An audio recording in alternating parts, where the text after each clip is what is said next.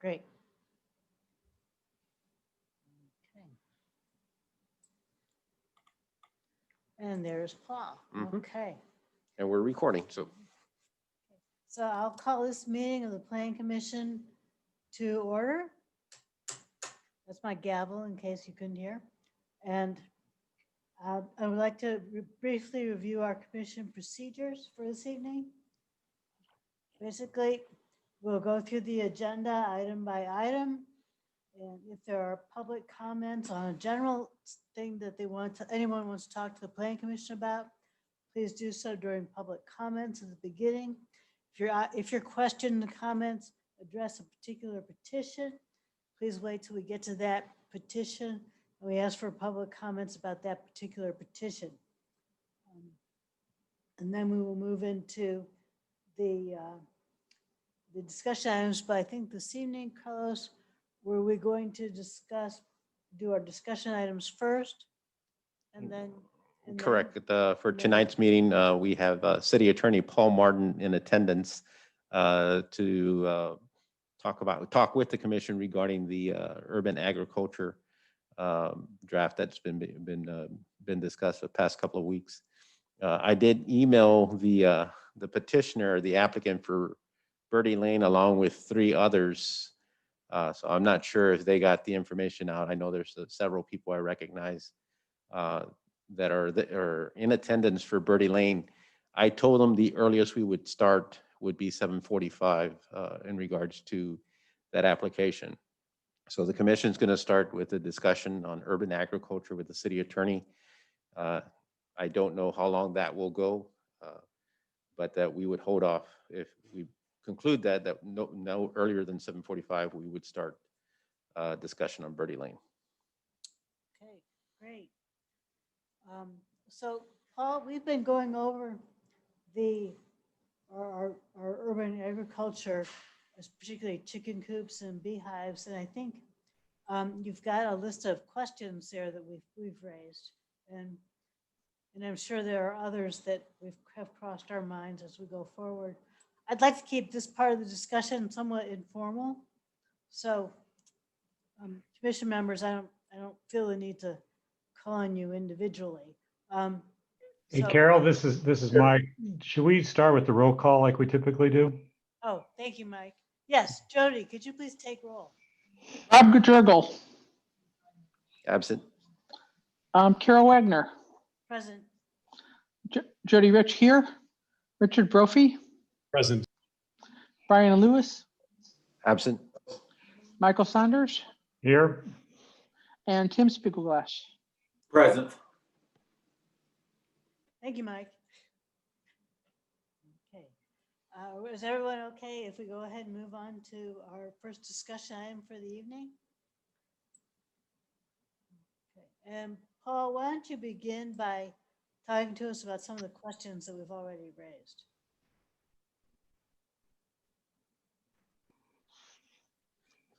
Carlos, I think he's muted. Paul, I have you muted, or you are muted. I don't have you muted. Oh, no wonder you didn't hear my funny joke about formality and not wearing a tie. I told Carol this is the 3rd night that I've seen you this week. Yeah, it's been a busy week. Okay, so first, I have a friend who is kind of well, he's a lawyer, so. When he gets into a discussion with somebody, he gets really excited if they don't give him a specific factual situation and says, unless you tell me exactly what the facts are, I really can't answer your questions.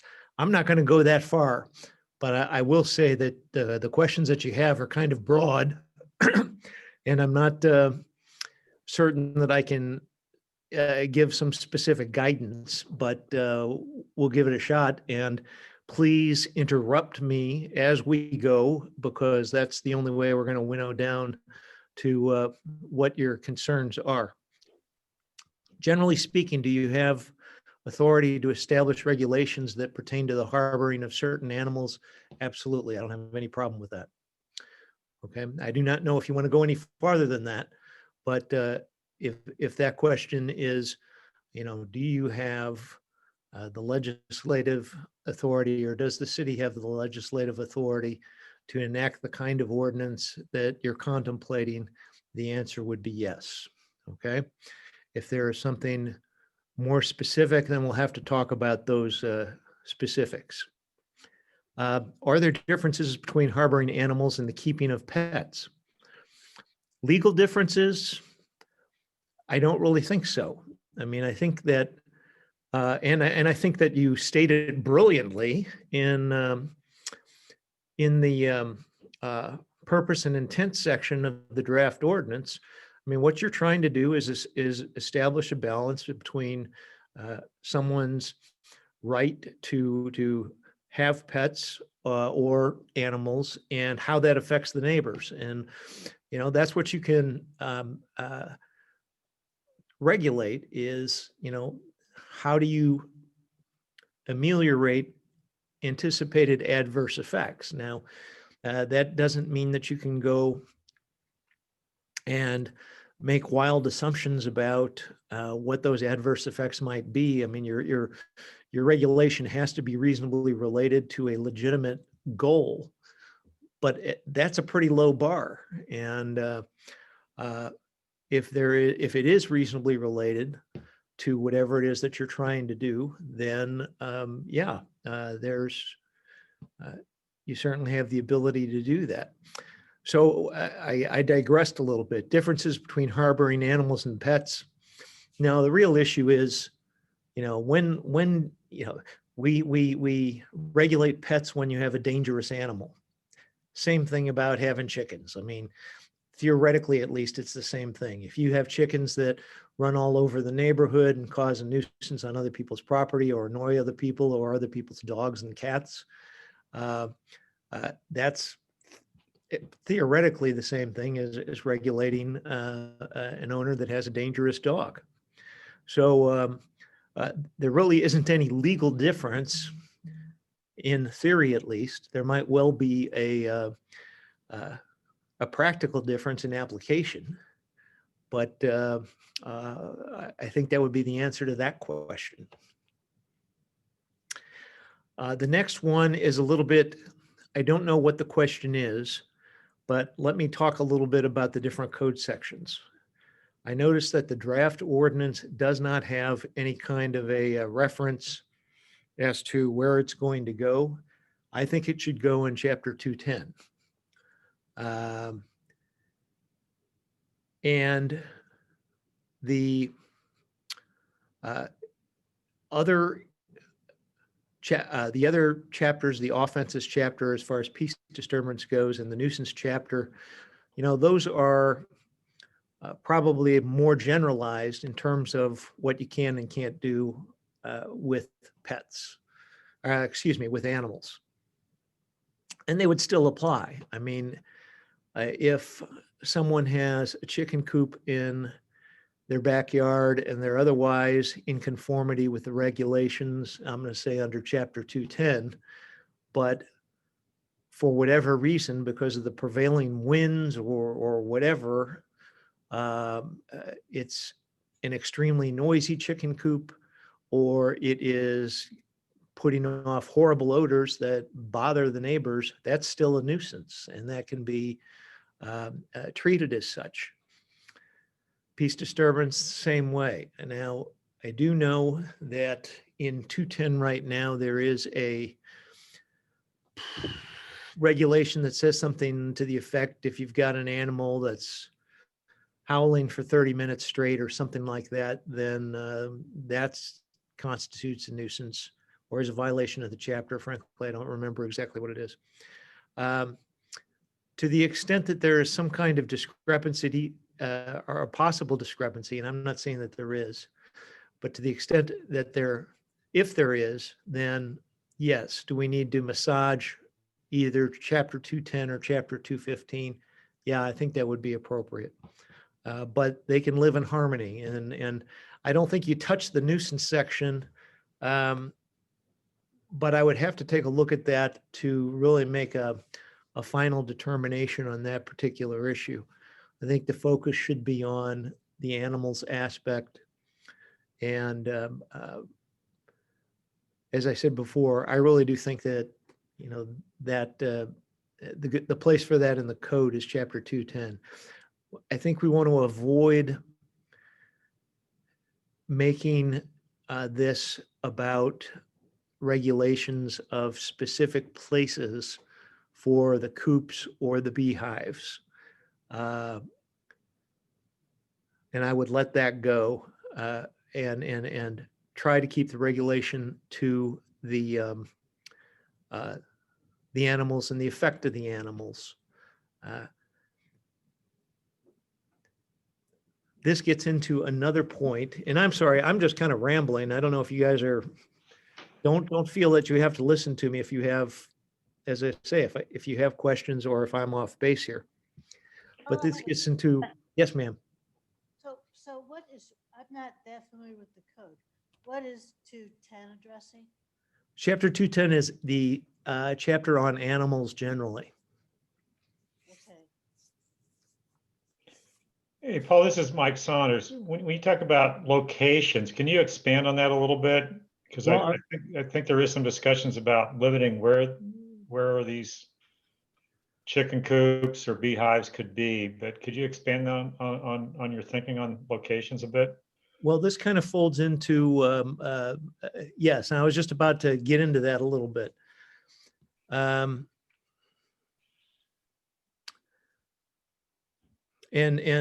by the way, as I said earlier, it's been a busy week. I haven't been able to give this the attention that I wanted to give it.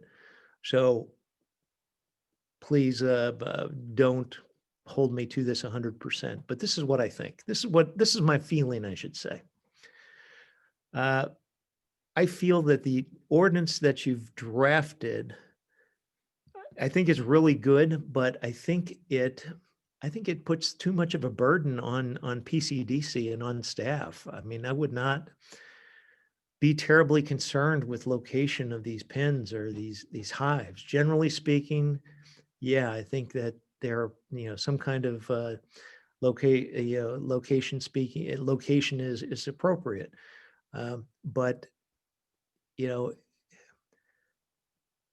reviewing, and maybe I'm overstating it. I don't know how many applications you're going to have, but reviewing all these applications, if there are a number of them, of course, they're going to burden staff, they're going to burden PCDC. And I noticed that the way you've got it is that these permits are renewable annually, and I assume that also means an annual inspection.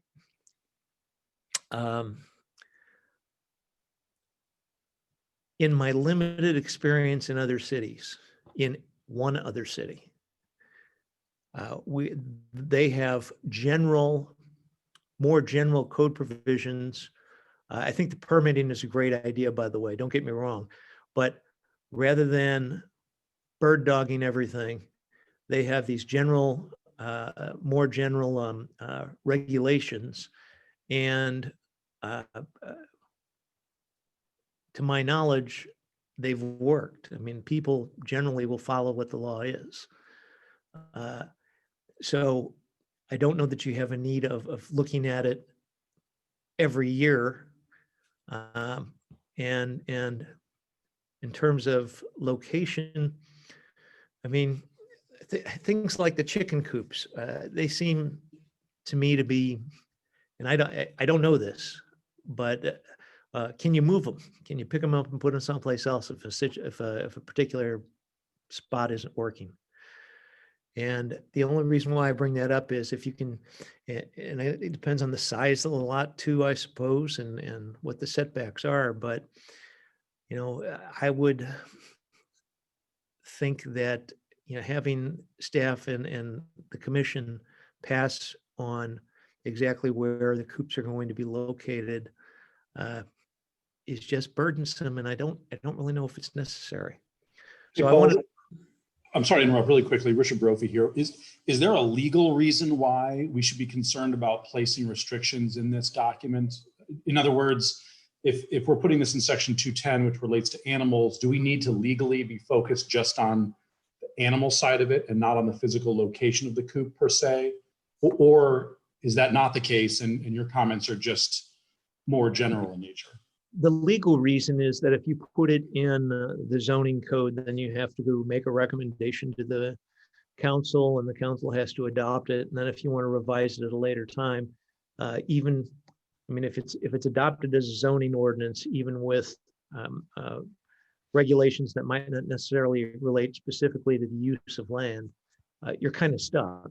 And the safe practice then is to go through that process every time you want to make a revision. If it's in the animal section, you can adopt the animal section. You can revise the animal section. The council can revise the animal section without going through that process. So Okay. that is my legal reason. It is not a reason that says you shall not do it that way. I just think it's simpler to do it that way.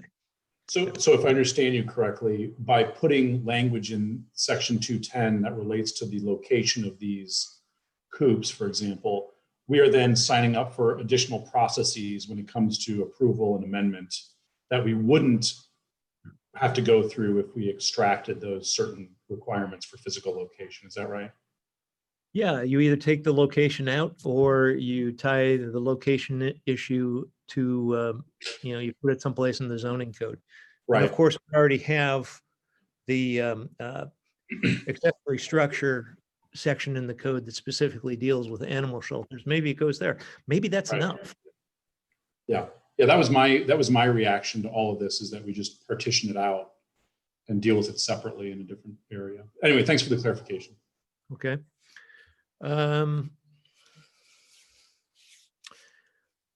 Bee allergies. I have never heard of this before. And I don't know the answer to it. I haven't had enough time to think about it or to look at it. It seems to me,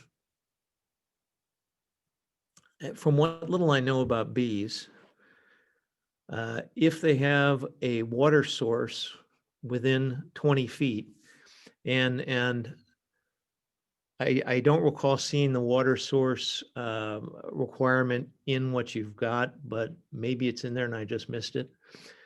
But generally speaking, again, my limited knowledge, if you have a usable water source within 20 feet of the hives, they're not going to go anywhere.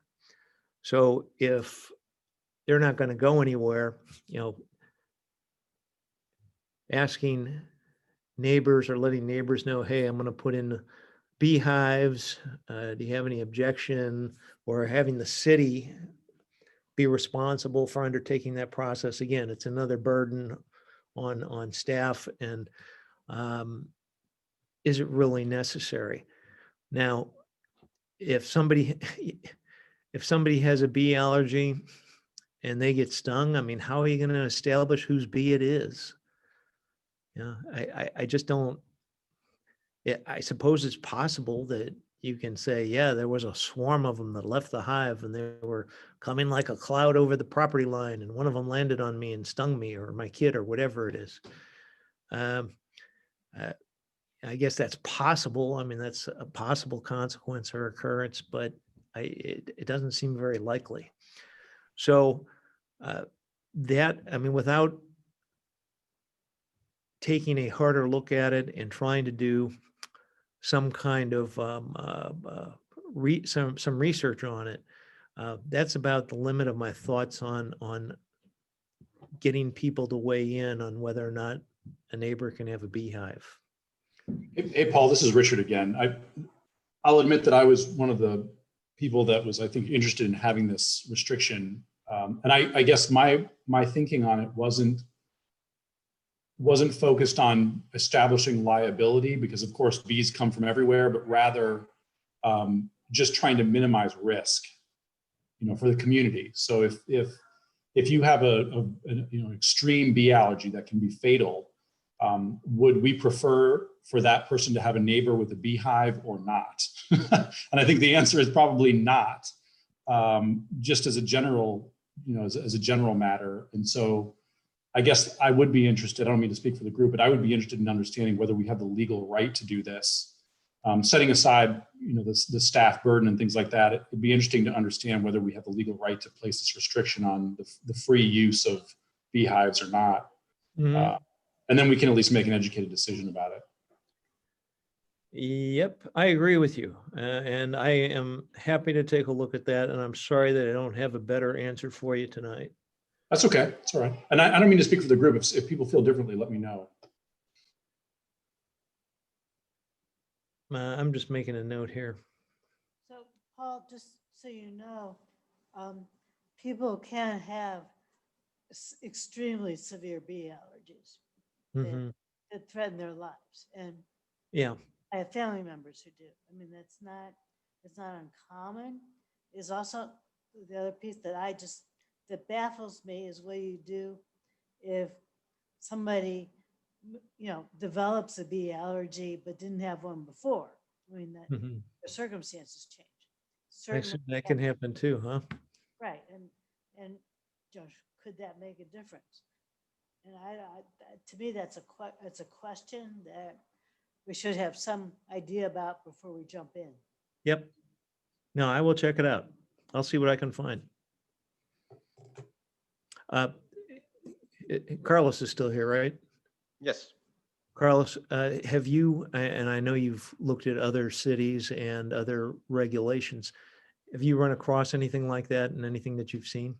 Not regarding that process of a neighboring consent. I think Jonathan had mentioned somewhere in West Plains, Missouri, that there was some type of. I think there was a sign off possibly just from a neighbor. And I don't know if that was absolutely required, but I believe it just mentioned there was a sign off saying, it's fine with the neighbor. It's kind of fine with the city at that point. I think just making sure there's not the bee allergy concern. Yeah. Let me ask. Hold on a second. And this is a horrible question to ask because it shows how ignorant I am. I know that there are some lots in Olivet that are huge. And I do not know what the smaller lots in Olivet are. So, I mean, what's the smallest regular lot that we have? Is it 10,000 square feet? You could have a lot up to 5,000 square feet, 50-foot width, 5,000 square feet. Holy cow. And how many, any idea how many, in terms of a percentage, I suppose? Of the existing housing stock, I would say, Jonathan, about 10 to 15%. Between that and the ones that are 60 feet wide as well, I'll throw those in. So maybe about a little under 20. Okay, so I'm just kind of trying to get an understanding of this as far as, most particularly as far as the bees go. The community that I'm familiar with has several larger lots, and they draw a line between if you have 3 acres, you can do anything you want. If it's under 3 acres, you have to meet certain parameters, which are pretty weak. So I know we've got at least a couple of people who already have bees. I don't know what their lot size is. I don't know if you guys have done any kind of analysis about possibly restricting bees to a certain size lot. I don't know. I just wanted to raise that because I had my own questions about it and wanted to throw it out there for consideration.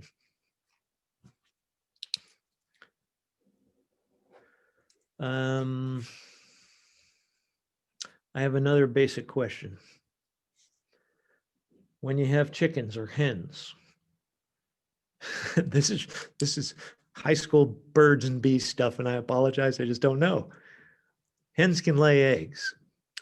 The eggs don't become chicks unless, I mean, they are, what do they call it? Fertilized. And I don't even know how that works. But what I'm getting at is if you have people with hens and these hens are pumping out eggs, are we ever going to run into a situation where, you know, the eggs become chicks and we've got people who are giving chicks away? Who cares if you give eggs away, but is there any risk that we're going to have people that have chicks and they're going to want to give chicks away? It would seem if we don't allow roosters, the only way that would happen would be if someone either took the chickens to some other location to have them, you know, impregnated, or would just bring eggs onto the property that weren't the result of the chickens that they own. Okay, I forgot about no roosters. That's good.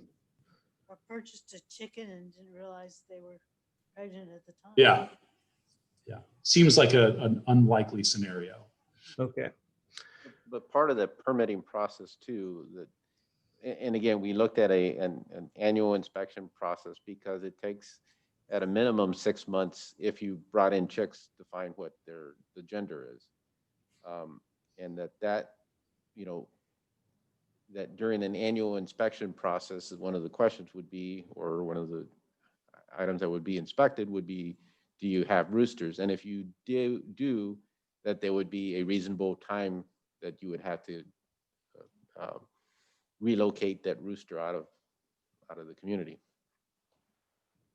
Now, there is in the last question on this slide will be, you know, that a process for some form of a variation that would be through the commission, but this would only be applicable if it's part of the Chapter 400 zoning regulations.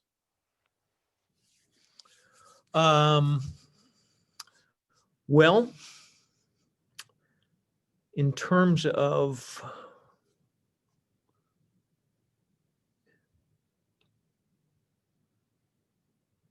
okay, I don't know if I have enough information about this. You know, it scares me for the commission's sake and for staff's sake to have a process where people can come in and ask for changes to what the regulations are, because that process can get away from you. It can risk the possibility of inconsistent applications, and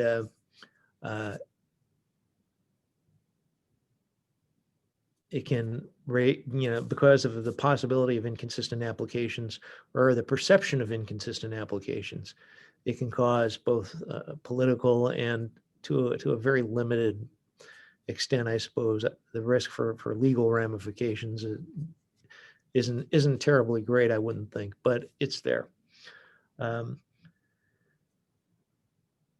would say as a general rule, if the standards are spelled out, and if the variation process is also spelled out, then it's probably something that you can do.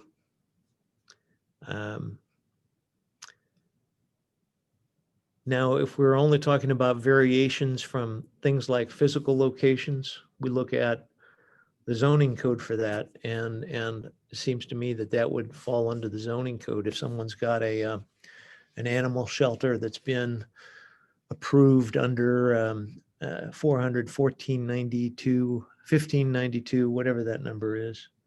I think I want to keep saying 1492 because Columbus sailed the ocean blue, but not sure about that. Anyway, 1592.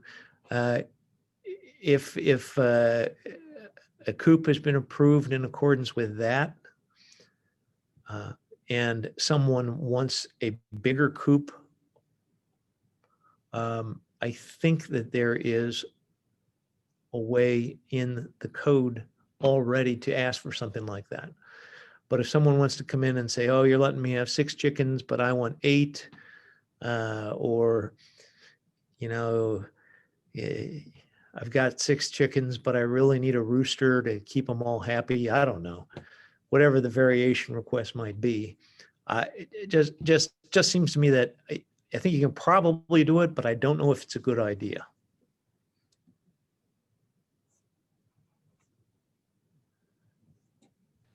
Yeah, Paul, one of the things we learned last week or a couple of weeks, last meeting was, and I didn't know this, that there are all sorts of different types of chickens and size chickens.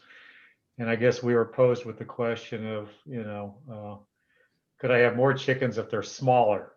And, I think what was suggested is that might be why someone would come in and ask for a variance for the requirements. But, it's a complex situation, and, and you know better than I, trying to address all the variables. But I think, and Richard, I know you responded to this, but I think that's, that was, part of the thinking is, I couldn't tell you how many different strings or types of chickens are out there. My exposure to chickens is in the freezer department at Schnucks. So, Yeah, well,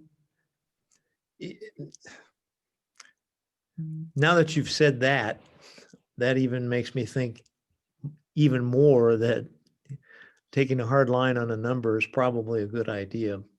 Because if you have mini chickens and then medium-sized chickens and big chickens and everybody in between, that line's going to be really hard to draw.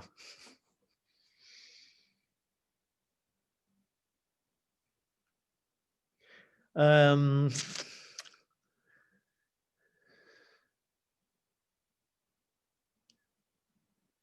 just looking over my notes to see if I've missed anything that I thought you might want to think about.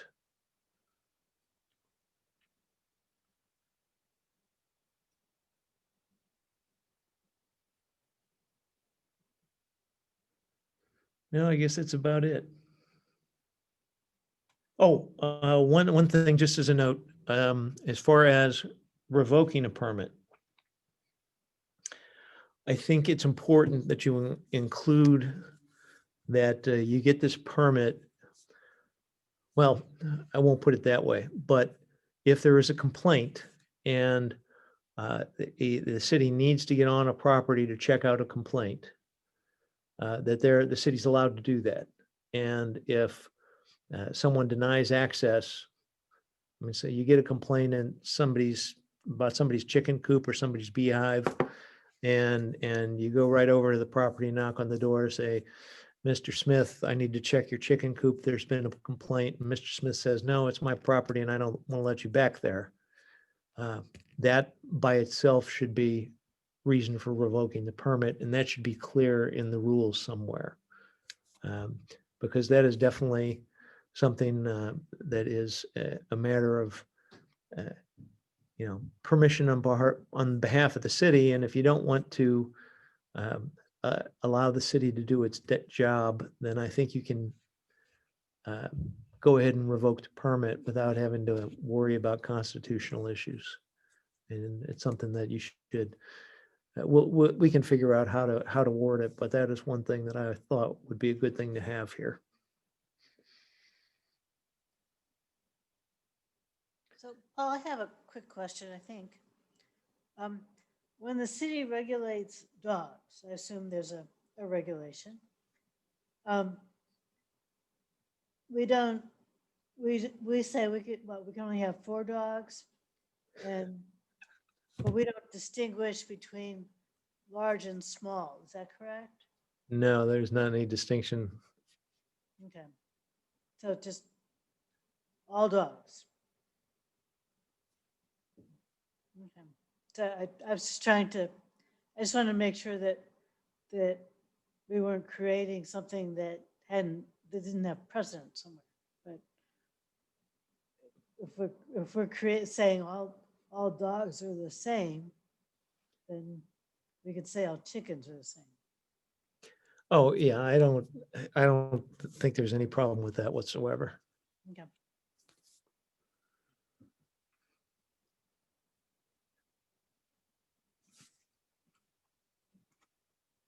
So I have another question, if nobody else has anything to add to Paul's comments so far. So my question relates to those people that may already have chickens or roosters in the city. So we're going to say the council establishes an ordinance. Is there a grandfather, are they all grandfathered in? Can we establish a sunset to that grandfather grace period? Or does it just go on in perpetuity? Well,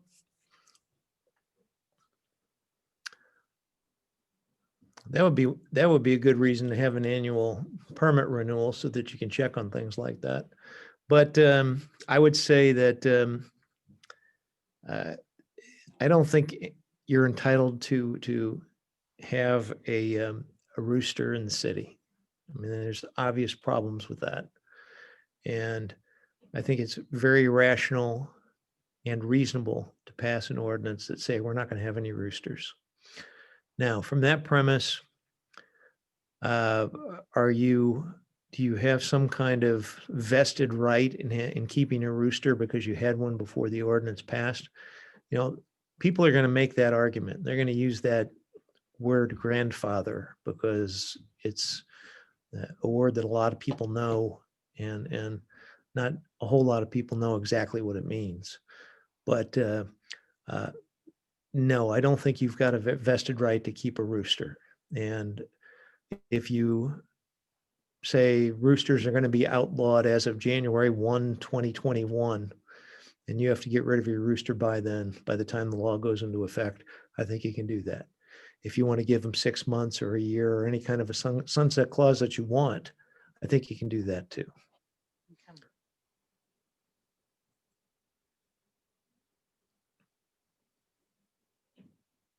Anybody else have any questions for Paul? None for me. Thanks, Paul. Sure. And if, you know, I don't know if you're ready for this. I don't know if you want my involvement, but I would take a look at what you have, and really all the elements are in there, I think, except for, you know, what do you do about location? I think that's one issue. What do you do about annual permits? I think that's something you really ought to think about. But if you got the manpower to do it, great. And other than that, I mean, just fine tune that ordinance and put it into 210. And I'd be happy to help with that if help is needed. And if not, then happy to do whatever it is you guys want me to do. This Paul. is Rich. Oh, sorry. Go ahead, Richard. But Go no, ahead, good. I was gonna speak up and say I think it would probably make sense after we get this in what we consider to be a final condition that we run it by Paul to make sure that we haven't missed anything fundamental before we inject it into 210. Definitely. Paul, I'm just going to pop my face on here briefly and then go back incognito. I just want to bring up the knowledge that it really was the council that wanted this to go into zoning as a zoning regulation.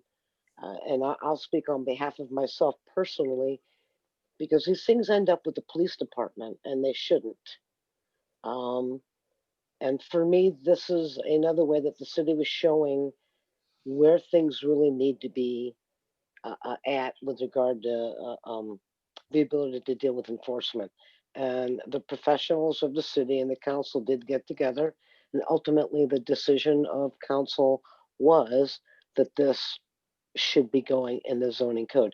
So you, Paul, having said that, I'm sorry to have you all continue this conversation, but Paul, I need to remind you of that, and perhaps we look at where the conversation's going tonight. Thanks, guys. Well, I would just say that I wasn't aware of any specific direction towards zoning. What I was aware of is, can we have a permit process that we can enforce through an administrative procedure? And the answer to that is clearly yes. And I think you can do that in Chapter 210. But maybe I need to learn more about the desire to make it part of the zoning code. And, you know, I'm just telling you what my perceptions are based on really just taking a harder look at it an hour ago or 2 hours ago and without spending a whole heck of a lot of time on it. So I'm certainly open to being educated and following a different direction. Well, Paul, we would sure appreciate it if you could spend some time on it and to help us out, because we're trying to move forward and get something to council. So we're searching for some good answers so we can get our draft pushed forward. Okay, I will take a look at the bees and the neighbors' rights, or more broadly, I suppose, the potential bee allergy person. And I'll get back to you. Great. Warm up that Westlaw account. Paul, would you, yeah, log in that Westlaw account. Paul, would you not also, to me, the important thing on the bee issue is when hearing Carlos say that they've not seen anywhere or cannot find anywhere where there maybe is this neighbor to neighbor consent. And I don't know if it's out there, Paul, but I want to throw that out there as if no one has seen it, is that something that could be something that we could put in our rules and regulations? Thanks, Paul. Missy, and I don't mean to drag this on, but you stating that and putting it in that way made me think of something. So if a subdivision has an indenture and it says something about, the construction of homes in the subdivision, we have always taken rightly the position that the subdivision's indentures are the subdivision's indentures, and the trustees of the subdivision, we cannot delegate the city's authority to the trustees of the subdivision to make a determination on whether something should get built. We apply our rules, we don't apply the trustees' rules. Okay, and that's something we've always done, and I know that you remember that and are familiar with that. Having some kind of, and I don't want to call it a neighbor veto or anything like that, but that seems to be a kind of a similar case. So, but I will take a look at that and give it some more thought and report back. And let me just make clear, Paul, I'm not here to influence policy. I'm curious as to whether that's out there. That's my curiosity, and more in a legal aspect now, because it sounds like Carlos and Jonathan did the research and minimal ability to find what's there. So Right. I'm really more in legal aspect there, Paul. Right, I got you, and we'll do what we can, see if what we can find. Okay, what kind of time? I know you've been working on this for a while. Ideally, when do you want to get something put together for the council's consideration?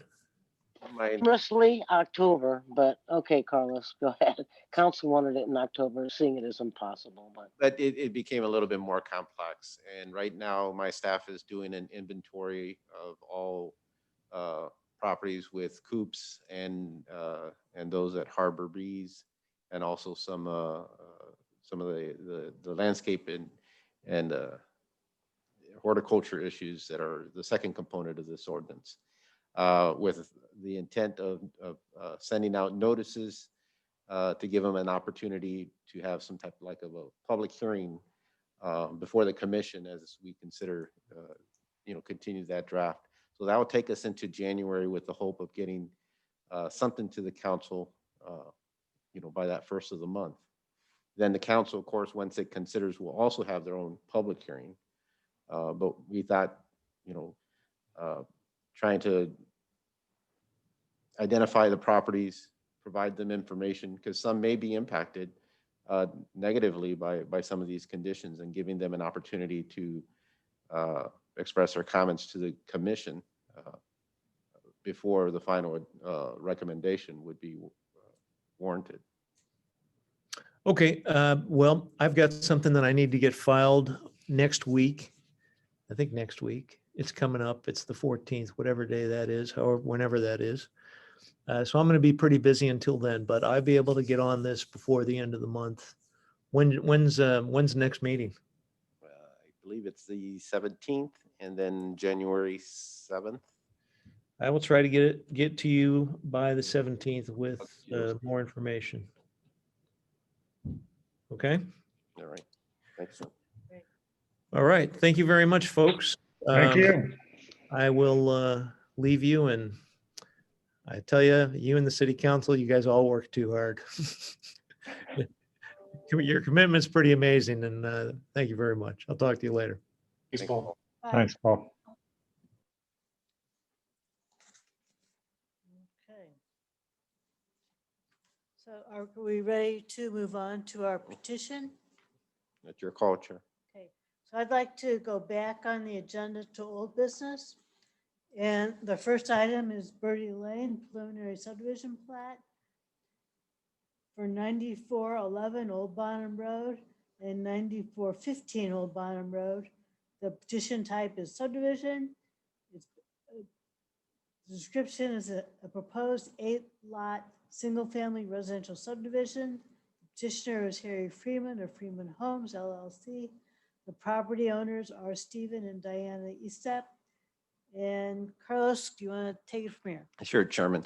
This item was at our last commission meeting. It was introduced. It's a proposed 8-lot subdivision of the two properties, addresses 9411 and 9415 Old Bonham Road. Highlighted in that's the rectangle within this aerial in there. This was introduced to the commission, of course, at its last meeting. It is a 8-lot subdivision that is here in the form of a preliminary subdivision plat. The preliminary subdivision plat is really the only review process through the platting for the commission's review to determine the impacts of the subdivision within the ground itself and the surrounding area. I think we had a discussion about compliance with the dimensional requirements of the zoning code, the subdivision code, and also some discussion regarding stormwater. But a majority of the comments that we left from our previous meeting was regarding the orientation of the home at lot 1. Jonathan and I have had a meeting with the petitioner, and they have looked at, they're aware, understand the process, and are trying to address that. And then they're here to talk about what they've come up with or their solutions to address that question. Now, I'm noting, I don't want it to be for it to be taken wrong. This was probably one of the prominent discussion points during the platting process. I apologize if there were some other aspects in there. I know we had some neighbors express concern about a retaining wall, the landscaping, the stormwater, and such. And we're still reviewing and talking or having discussions with those items. But I think the commission spent a lot of time with the petitioner talking about the orientation of the home on lot 1 based on the type of front yard appearance it would have along Old Bonham Road. So be glad to answer any specific questions. If the commission would like me to go into the details of the plat, I can. But I think most of what we were looking for, or what the commission was asking us to look to, was that orientation on lot 1. And again, if I missed something, please let me know. I'm not discounting any other comments. I think this was a major point that was discussed that night. Anybody want to add to those comments? Okay. Carlos, I think the focus on lot 1 was one of the things that bothered us about this, and we want further discussion on. All right. And so, Chairman, if I can bring in the petitioner and their team, I believe there are several people on the attendee list. I am going to transfer over Harry Freeman with Freeman Homes, who's the primary petitioner. along with Brian Jokerst. And then if there is anybody in addition to that, Mr. Freeman or Mr. Jokers, if you can let me know, and then we will continue to add additional speakers. And then also Mike Faulkner, he's with the civil team. Yes, this is Harry Freeman, and Mike Faulkner will be speaking on behalf of Freeman Homes. So I'll let him go from there.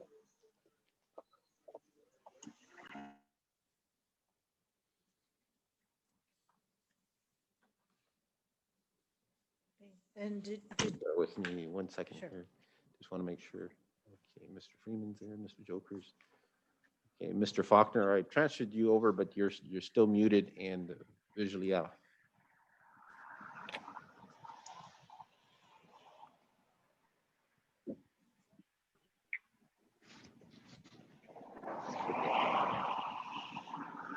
All right, Mike, you there? I am. Thank you. All right. And Mike, let me know, I know you have forwarded some, I got two different emails, one earlier and then one later in the afternoon.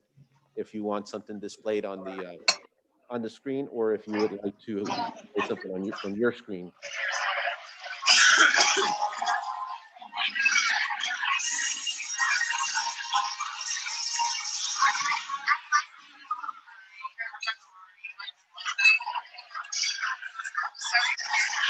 Yes.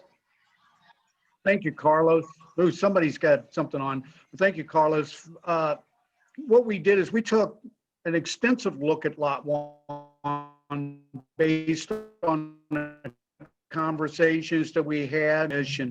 We looked at several different ways of trying to format Lot 1 in order to try and come up with a compromise. We even came up with looking at trying to move the house where it looked more at the intersection.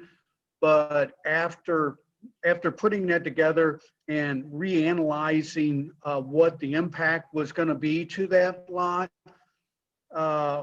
we felt that vegetating the front buffer there along Obanham would be the best benefit for the area. Not only, and also Cornita Isep was so kind as to do some legwork for us and went out along Old Bonham and looked at all the homes, roughly about 43 homes along Old Bonham, of which 25 face the street or the internal street of the subdivision, and also 15 of the homes faced Old Bonham. So 58% of the homes actually faced the internal streets of those subdivisions. So taking all this information in and looking at what the impacts would be for that Lot 1, we felt that coming through there and providing a landscape buffer along that area that would be have less area of existing vegetation, that we felt that would be the benefit, or that was what we felt was what the commission was looking for, was the concern of seeing the side of a home, a new home along Old Bonham. So we felt the additional landscaping along with the existing trees that are there today would help mitigate that concern that the commission had. Now, Carlos, we had sent that little study that Karina had put together, and I don't know if you have that you could show sheet or the second slide of that Yes, I can. on the screen.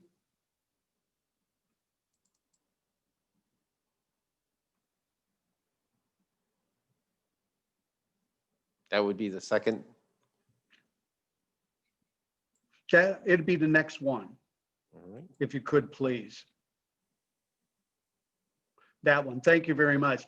This is a photograph, a recent photograph of the frontage of the subject's property on the left-hand side, you can see where that telephone pole is about the southern end. Oh, if you could go back. Back one slide. Yeah, could you go back to that slide again?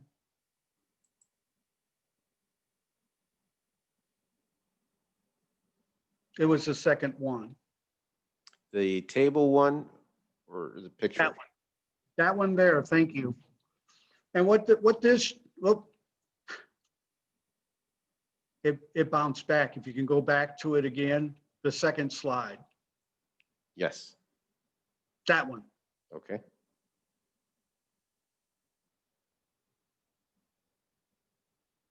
That's the entrance of the drive. That's the entrance, the frontage of Birdie Lane. And on the left-hand side, the left-hand photo, if you look at the right of that photo, there's a power pole there. That's at the southern end of our entrance. So our entrance is going to be between that pine tree and that power pole. So now on the right photo, that is just to the north of our entrance. So you can see the existing vegetation that's there today. So what we've done is we've had a landscape architect look at what we could do and what we could propose along through there to help mitigate a home that would be in there and help that area through there as far as the visual looking in towards what would be a new home. Now, we provided that landscape plan to the city, and I don't know if you have that one, Carlos. It would have been Yes, we have one from Baxter Farms. It was the Baxter Farms one. that's on the screen now. But I guess before we go to that, okay.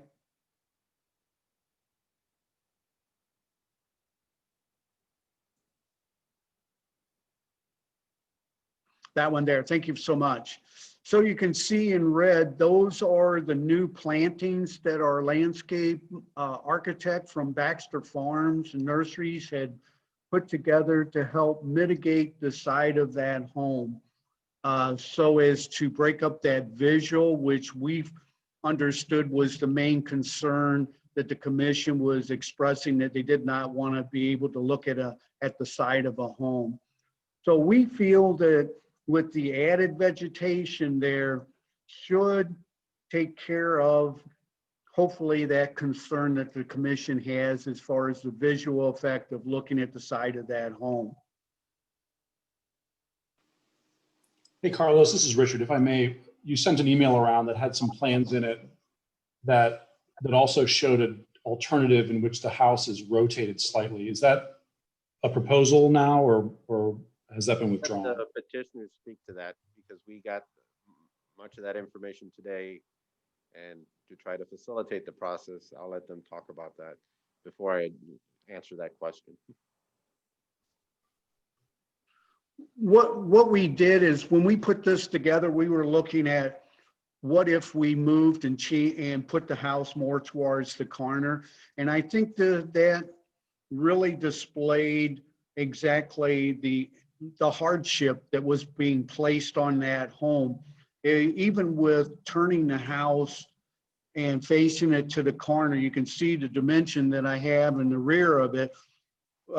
In the center of the home would be 40 feet.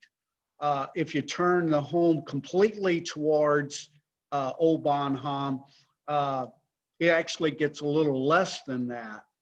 So what we wanted to show was even turning the house towards the intersection still was placing a hardship on that home. And Mr. Freeman had reached out to several real estate professionals on this design.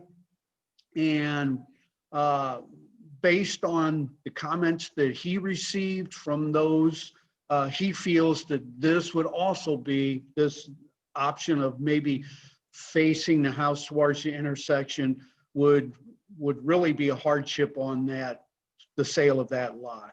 And that's what he had received, the input he received from several of the real estate community. Mr. Faulkner? So all we were looking to do is just be able to show that we did look at other alternatives to try and come up with a solution.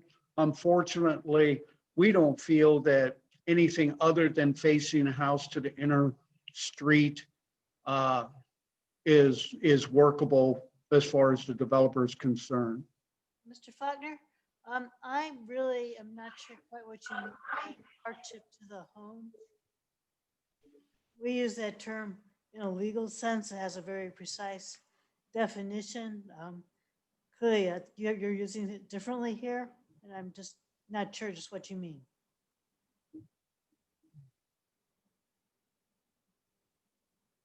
I'm sorry, I didn't hear you, Madam Chair. So, can you hear me now? I can hear you now. Okay. The term hardship, as we use it, has a fairly precise legal definition. And I'm sure that's not quite what you mean right here. So I was wondering if you could explain to us what you mean by hardship to the house? Well, as far as the saleability of the home, and that's what we've been told by the real estate professionals have come to us. Mr. Freeman had reached out to several of the real estate professionals, and they've come back and said that facing the home onto Old Bonham or with this alternate that we had come up with, they feel that that would really hurt the saleability of that home. So this is Richard. The plan that I'm looking at that has the property canted 45 degrees so that it's facing in part Old Bonham and in part the new road. Is there anything from a technical perspective that causes a problem with building the house in that way, in your view?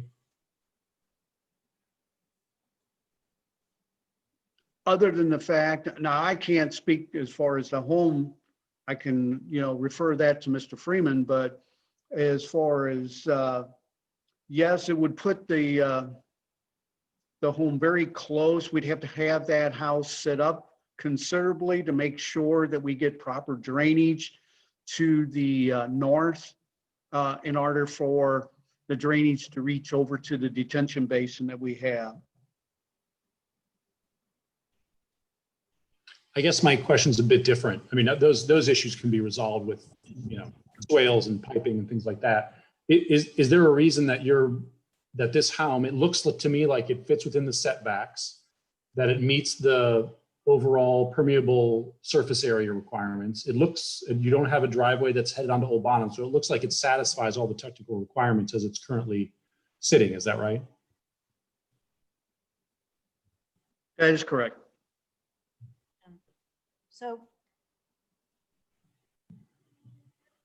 the question is it possible to turn the house? Not would it affect its saleability, but is that something that is physically possible?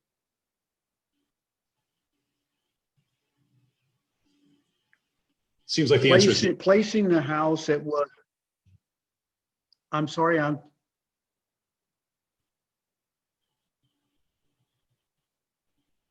So, Mr. Faulkner, can you answer my question? I think he's got a bad connection Okay. or a slow connection.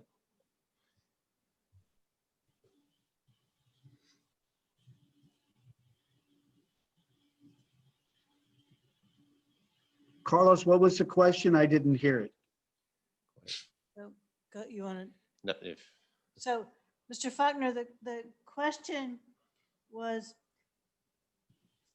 technically, there doesn't appear to be any reason why you cannot turn the house. The saleability, and it's, what your sales price is a whole different question.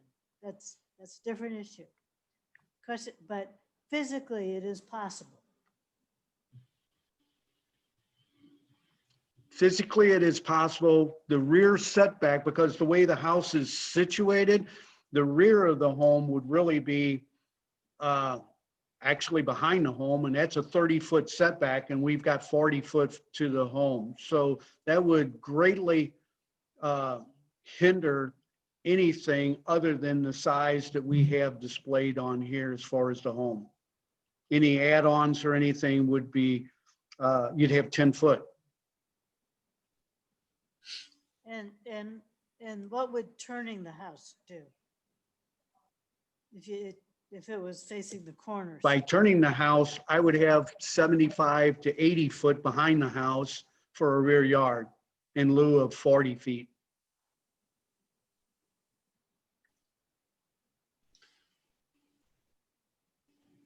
So you couldn't push the house back a little?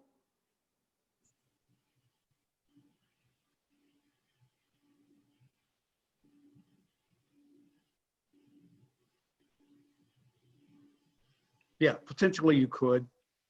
Yeah, I'm just trying to understand. The problem by pushing the house back further, the problem that we get into is the grade problem because of how the property rises in that area. We already have a 3-to-1 slope. Those real heavy lines, if you're looking at the drawing that was provided with the house facing the corner, those heavy lines to the left of the homes, those are 2-foot contours. So that's a 3-to-1 slope that's heading upwards from the house. So the further we move that house up, the more problematic it's going to be, and the more existing vegetation we'd have to take out towards that corner. Okay, well that's a. Which is what we heard from the residents in Cornita. Went out and met with several of, I think 16 or 17 of the homeowners, and what they had said was they wanted us to maintain as much of the existing mature trees as possible, when that's what we're trying to do. And we feel if we have to move the house in that direction, Madam Chair, that we feel that we'll have to take out some more trees in there. Mike, you're our architect.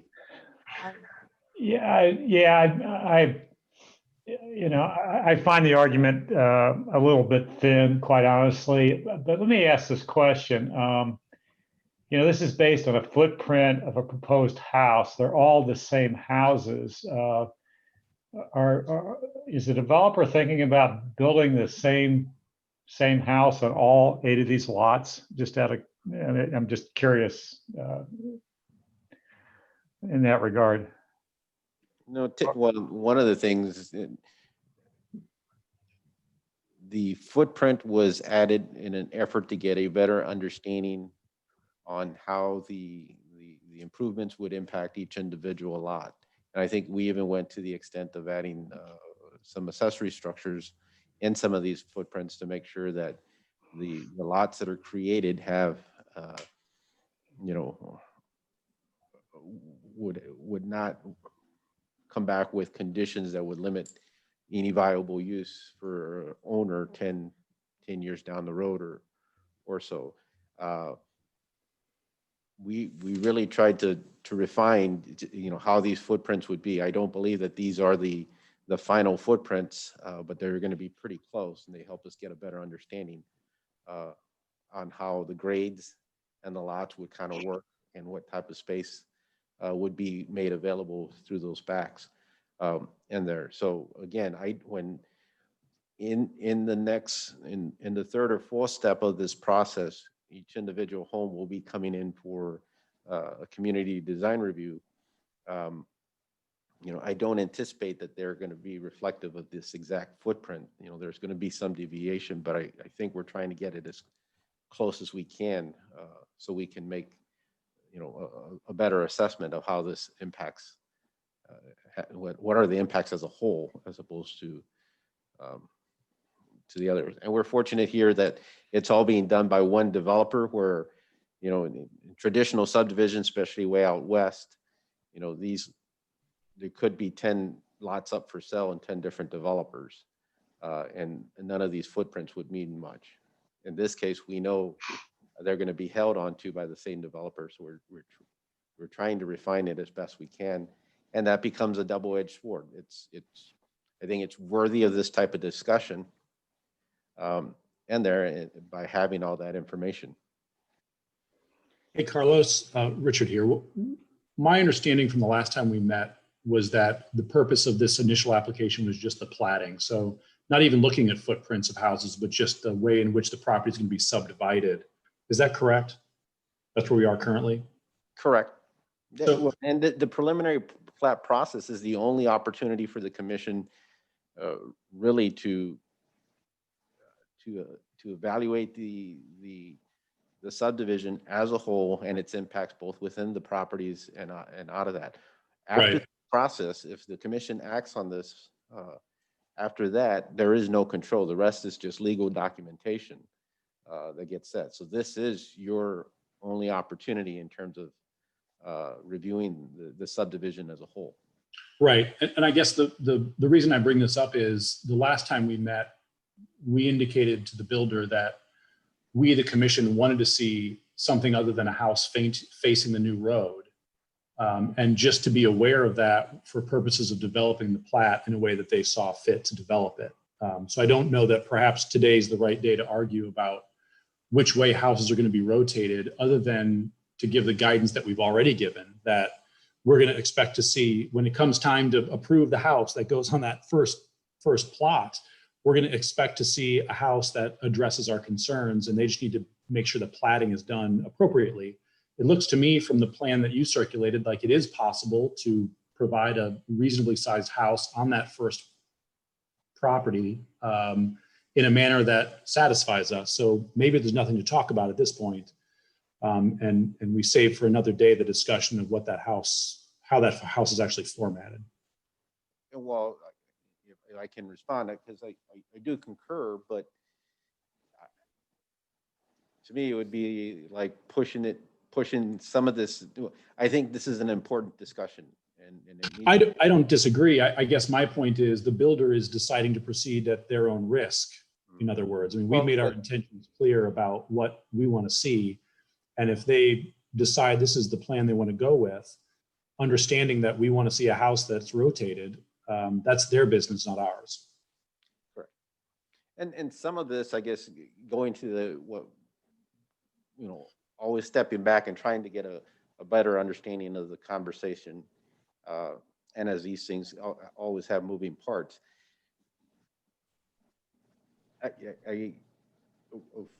What I view the discussion being is one, is it that building elevation along that southern side that faces Old Bonham? Or is it the setback? Because the minimum setback that's permitted by code is 25 feet. But that's just the minimum setback. This developer is going to establish their own setback. Is the issue that because the house is 25 feet from the right of way, the elevation appearance is going to be pretty significant and pretty important. If this house was set back 100 feet, will we still be having the same conversation? I think, at this plat process, I concur with what you're saying. I'm sorry if I made it more complex, but,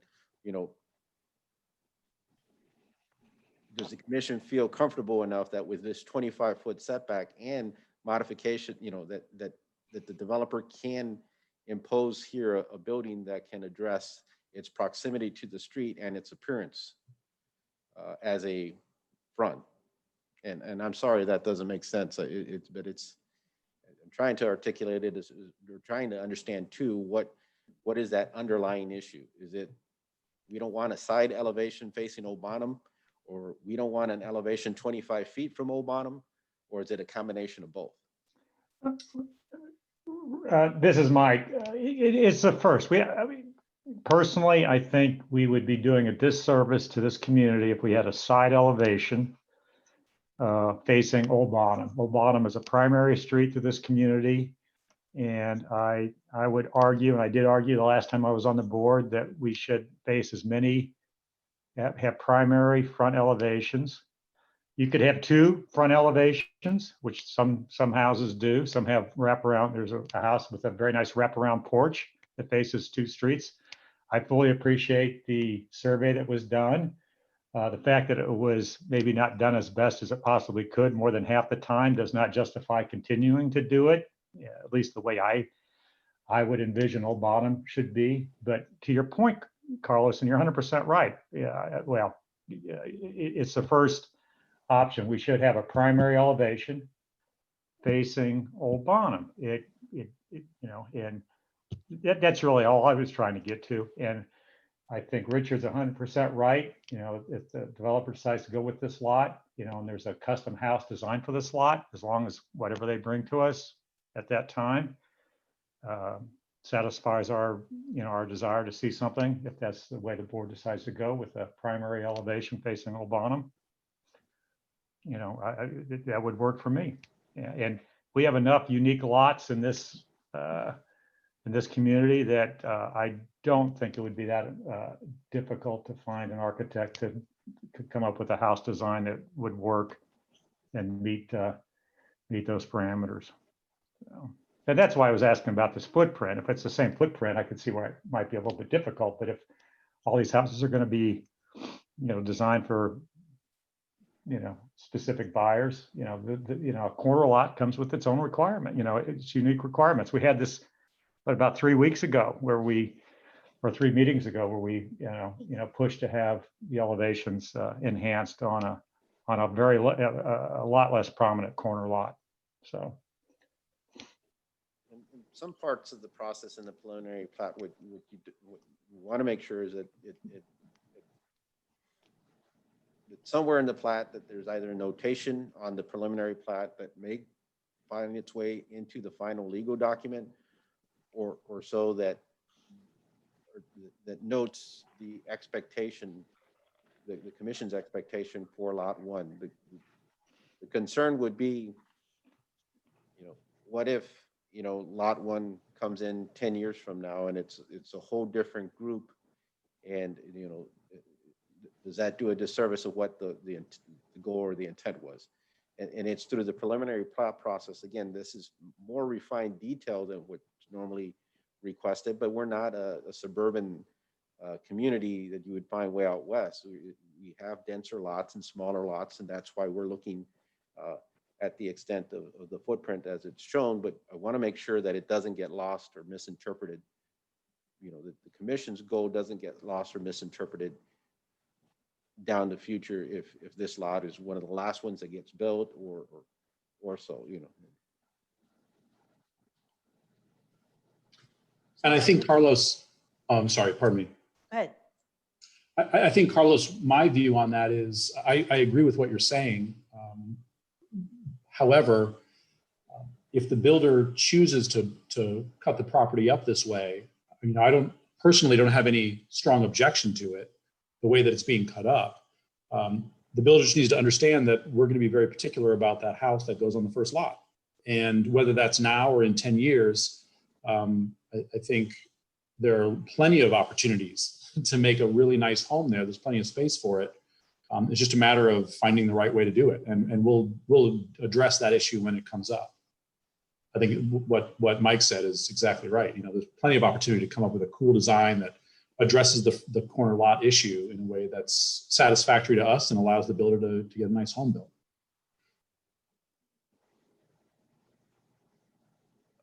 And Chair, if I can ask a question and just kind of noting on this. Mr. Faulkner, it looks like what is the height of the finished floor compared to Old Bottom? The finished floor would probably be a 6, I would say a 670, which is the same elevation as the just north of our intersection. Our intersection is a 69 and we'd be at a 70. Because when I look at the contour And line, maybe even a little bit higher. because it looks like portions of it are almost, and I'm not sure my mouse is going to work here, but if here's your finished grade, looks like there's 2, 4, You know, and I don't know, you know, the contour stop, but whether it was 6 feet below the road or.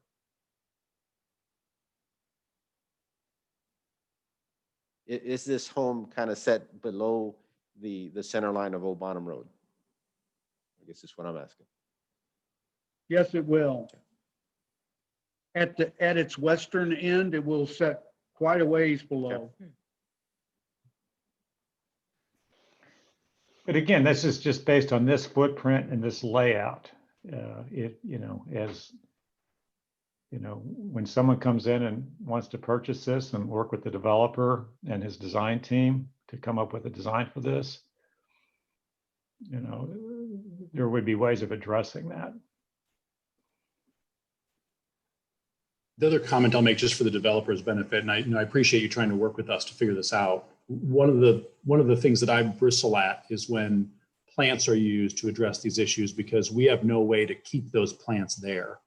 The day that house sells, the owner can go out and cut all those things down, and we can't do anything to stop it. So the only way we can control this in a meaningful way is to focus on the house design itself. And I think there are examples of plants being offered to us as a solution that don't pan out, either because they don't grow properly, because they're not maintained and they die, or because they're purposefully removed. And so plants don't solve the problem in the way that a design of the building does. So I share that to suggest that we're not being capricious here. We're just trying to address this in a way that's more permanent. I appreciate that, but we could also provide an easement over the landscaping area, over that whole frontage up there, to prohibit any removal of that material, other than if the material would happen to die and become a hazard to the community. Other than that, we could place a easement over that to prohibit any removal of that material, except for conditions such as that. Yeah, it just I don't know becomes if that would be something that would be palatable to. Well, it just becomes a separate issue, because then we have to police whether it's being maintained properly, if it's being cared for, if it does die, who's going to remove it. You know, that becomes its own little mini war. So that's I don't identify this issue to try to solve that problem, but only to let you understand why we're focused on the structure and not so much on the plant schedule. Understood. Yeah, I think if I speak wrong, stop me, but it would seem to be the consensus of the commission that we like the plat itself, but we do have serious concerns about the way the structure faces on the first lot, and really need for that to face front. Its primary elevation being towards Old Bonham Road.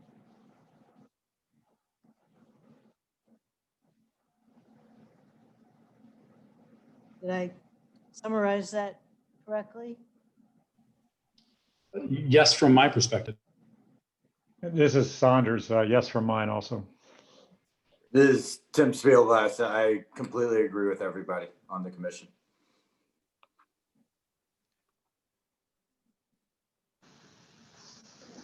This is Jody. I agree as well. Thank you, Jody. I think that's everybody. So, Mr. Faulkner, I think the overall subdivision layout looks very nice. I mean, you've paid a lot of attention to controlling the stormwater, which I think was correctly conveyed to you that is a very high priority of ours. I think you've done a very good job in doing that. But I do think that the first home on lot 1 needs to face Old Bonham.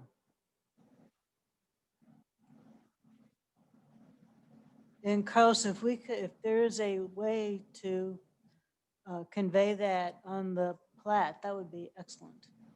Be a good way to convey that information. We'll take a look into it. Okay. Any further discussion on this question? Anything else about the plat? I anticipate that it'll come before us at our next meeting for Correct. approval? And I think there's still, and Mr. Faulkner, Mr. Freeman, other attendees that I think want to speak in there. And then we also have some residents that have been forwarding comments. They'll have to speak if they want to relay those questions to the commission. So Mr. Faulkner, I don't know if, or Mr. Freeman, if there's anybody specifically that you want to transfer over, or I'm just going to go down the list of the attendees. No, I think if you just wanted to go down the list.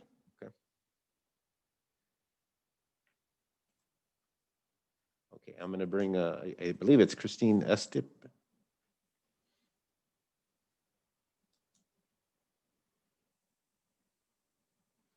And then if there's anybody else that would like to speak, if you can just kind of show your hand. I know I have Mr. Lapp, and I'll have him after Ms. Estep. Hi, my name's Karina Estep. I've had a lot of iterations of my name this evening. So I know that Diana and Stephen Estep will want to speak, and Mark Jaffe, and I know that they're all on. So I wanted to thank everybody for taking the time and energy to thoroughly look at this and to review. Just to give you a little bit of back information, I spoke the last time. I was raised at 9415 Old Bonham Road, and I currently reside in Olivet on a lane that is off of Old Bonham Road. So I have that in my background, but I'd also like to mention that I specialize in residential resale and new construction sales in the Clayton and Ladue school districts and in Huntley. And the majority of my business is done in the Ladue school district. And just to give you some information so you know where I'm coming from, I'd like to say that in 2019, I participated directly in the sale of $49,854,000 of real estate sales in these areas.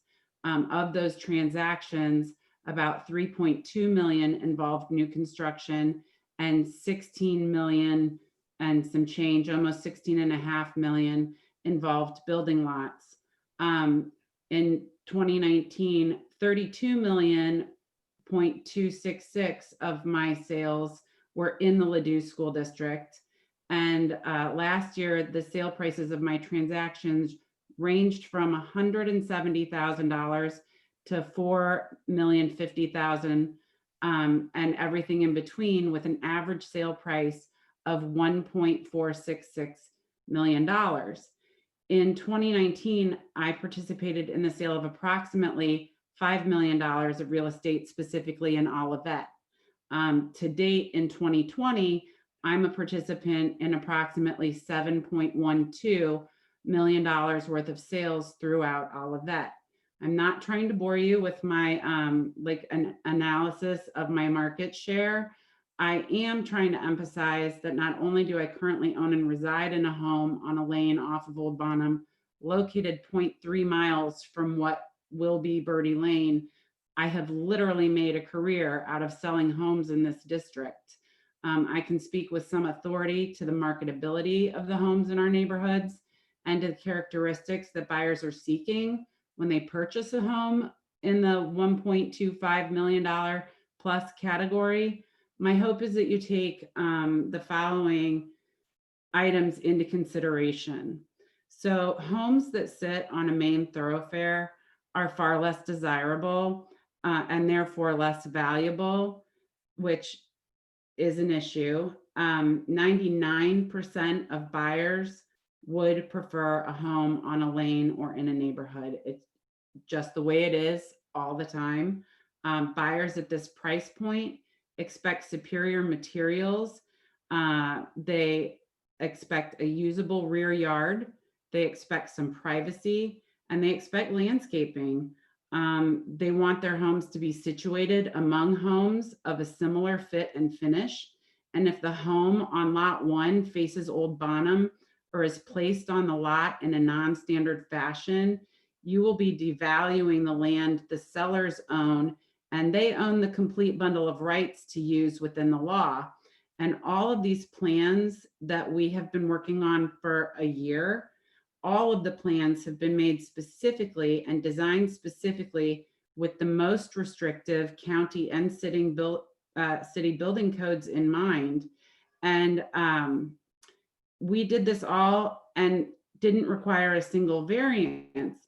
You know, a lot of the requirements that we've met for you, you guys aren't even recognizing. We took into account, you know, you guys wanted sidewalks, we gave you sidewalks. You wanted easements, we gave you easements.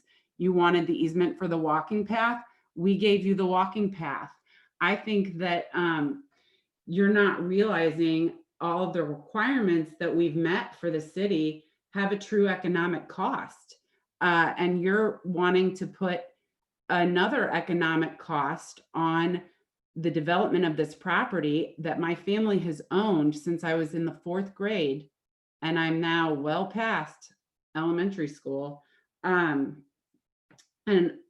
I think that, you know, you're going to put an economic impact that you might not be considering on the houses that are next to it. If you turn it towards towards Old Bonham, you are going to be, I think, inadvertently having an adverse impact on the value of the homes to the east and west of the house on lot 1 of Birdie Lane.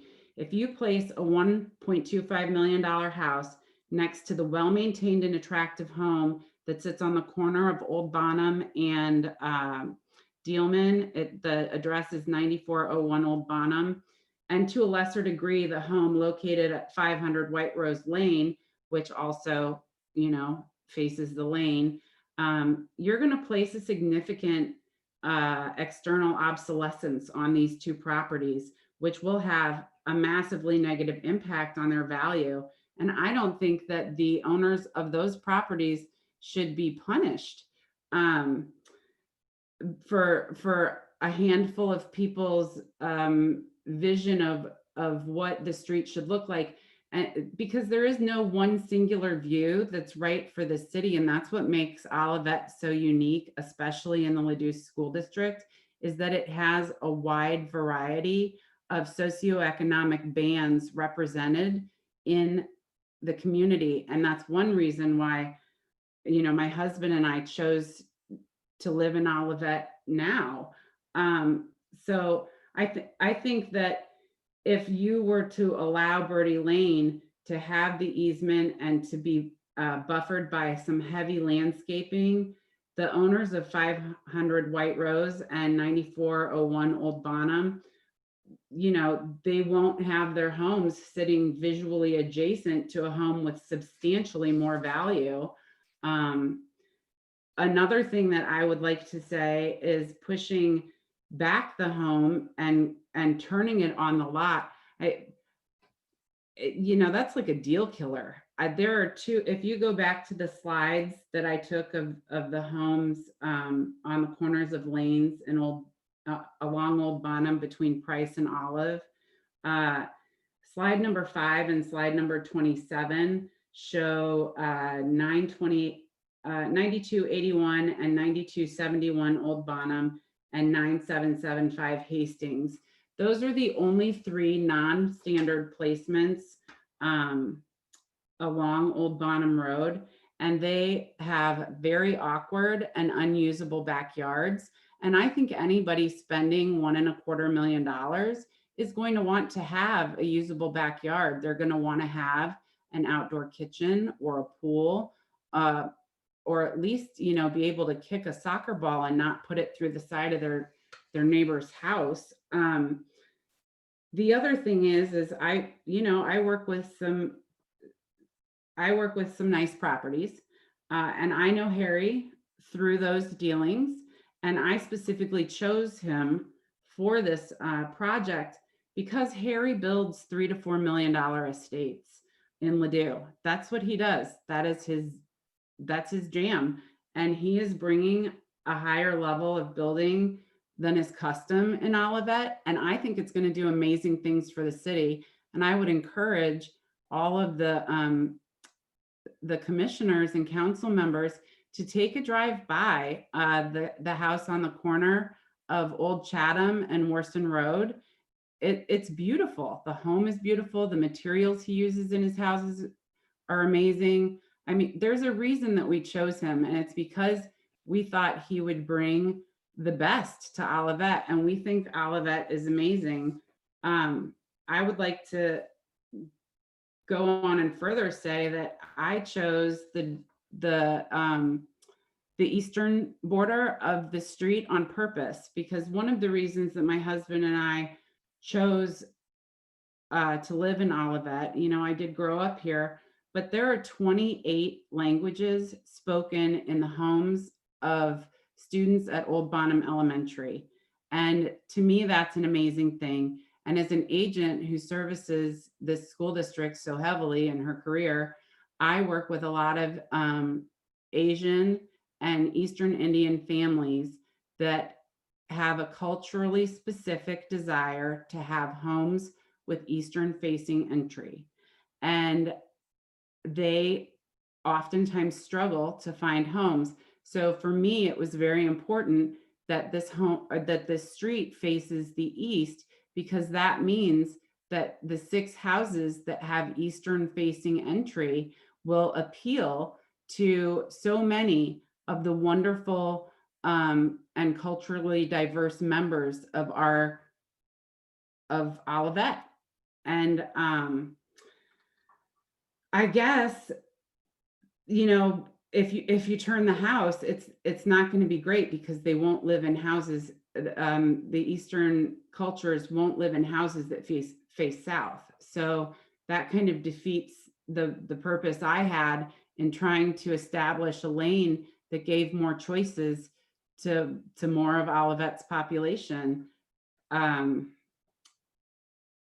So I know that I walk these streets all the time with my dogs and my children, and I would much rather walk by a highly planted area. Other members of the community that joined us last time that live on Dealman Road, Mr. Lapp and Mr. Green, who border the soon to be subdivision, they made it very clear that they would like to see overplanting. Everybody wants overplanting. When I went around and I spoke to all of the houses that abut these properties, that was the first question they asked me. Are they going to take down the trees? And I told them, no, we are working as hard as we can not to. And if you guys go with a non-standard placement, they're probably going to adjust the lots and have to take down a majority of the mature vegetation. And if you guys want to do that, I'm happy to go door to door again. And could you wrap it up? We try to wrap it up, but I listened to a lot of chicken pecking earlier, so I thought maybe I could take a turn clucking. So, you know, I just wanted to say that I listened to the attorney for the city talk about inconsistent application, and that you guys should avoid that. And at this point, putting this hardship, and yes, it is a hardship, because if this deal falls apart, it's a hardship on Mr. Freeman, because he spent tens of thousands of dollars in due diligence. It's a hardship on the owners of 9411 and 9415 Old Bonham, because you're impacting the value of their, bundle of rights on this property, the right to do what they want with it. And we worked very hard to make sure that we worked within all of the rights. This required no variances. Pam, thank you for your comments. Yeah. I just want to say one more thing. Is inconsistent application. Next. At 12 Lynn Court in 2020. Thank you, ma'am. Carlos, you want to introduce our next speaker? Mr. Lapp.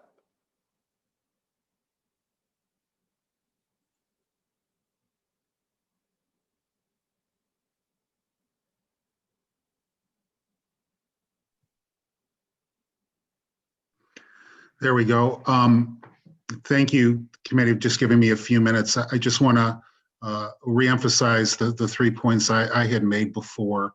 I want you all to verify that the eastern border of this proposed development is consistent with the lawful property description. Again, I feel that there's, I said 10 feet last time, it may not be that wide, but my the western border of my property is not as far as this, as the eastern border of this proposal shows. So I think that needs to be reflected, and I would expect that extra portion of property to be taken care of, to be maintained by this subdivision. So I don't want that to be ignored. And I second what Karina said about over vegetation. I hope that there will be included in the plan along the eastern border of this development sufficient vegetation as a barrier, plantings reflected on the plat that you eventually will be approving. Was there one more thing? I think we talked, the MSD has control of the water, so I'm comfortable with that. I think that's all I had. I wanted to make sure about the border and wanted to emphasize the, I hope that there'll be a landscaping addition to the plat that you'll approve that respects the view. Oh, I remember the last part is the retaining wall. I hope that you'll require some specifics from the developer about that so that our view isn't a view of the back of the wall.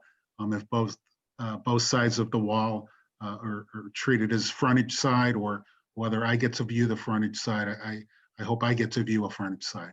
So I would like that reflected in the plans. And thank you all for your hard work. I know it's a tough job that you all do. Thank you. Carlos, can you double check those boundary questions that Mr. Lapp had? Yes, in regards to the comments that were noted, we did have discussions with the developer and the developers team actually. They will sign and seal their documents in regards to the property boundaries. We will go through those, but that's part of their professional process. We talked with the developers team about a landscape plan and about the retaining wall in terms of its materials, and then there was some continued discussion that was going to be regarding the wall heights and that. And just to make it clear, it's my understanding that the retaining wall face would be facing east, and that is towards Mr. Lapp's property and the old Lisher, and I can't remember his wife's name, along Dealman. Okay. Great. Who's next? Bear with me here. Ed Solomon.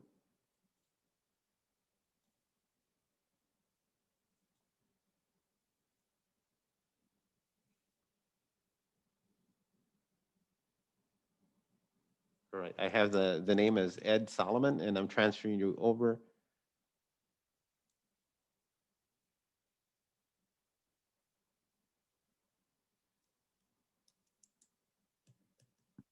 Hi, I'm sorry. Can you hear me now? Yes, we can. Okay, great. Thank you for the opportunity to speak for a moment. I'm a resident on Berkeley Place. I happen to be in one of these corner lot type homes. And I just, maybe as another idea or thought, I want to suggest using us as a model. I understand the points where the developer doesn't want to face Old Bonham, perhaps. They see that as less desirable or whatnot. The alternative is perhaps the developer rethinks their lot layouts and accomplishes similar to what we have here, where between the road, we've got several feet between the sidewalk, and then there's a fence, and we've got a row of landscaping that extends the full length. I get compliments on it from people. So it can, there are ways to do nice landscaping.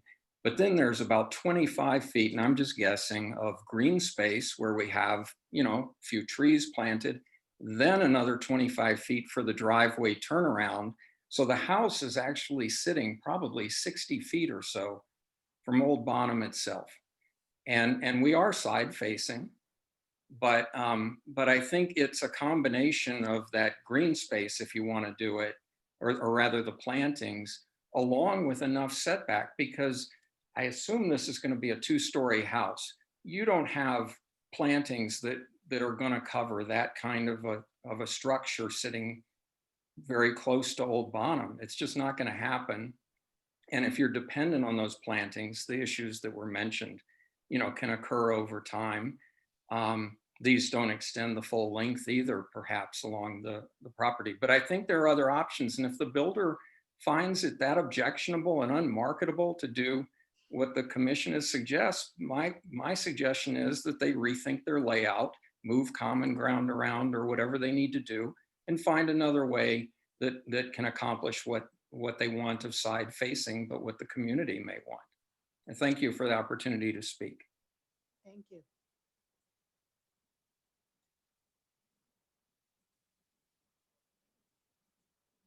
Again, if there's any additional speakers, if you can raise your hand. And Chairman, if you can just give it a second just to make sure. I think we got everybody, but.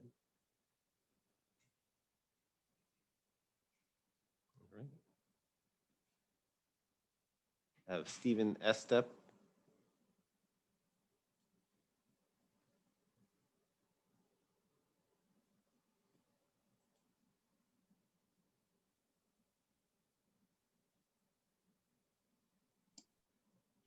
Can you hear me?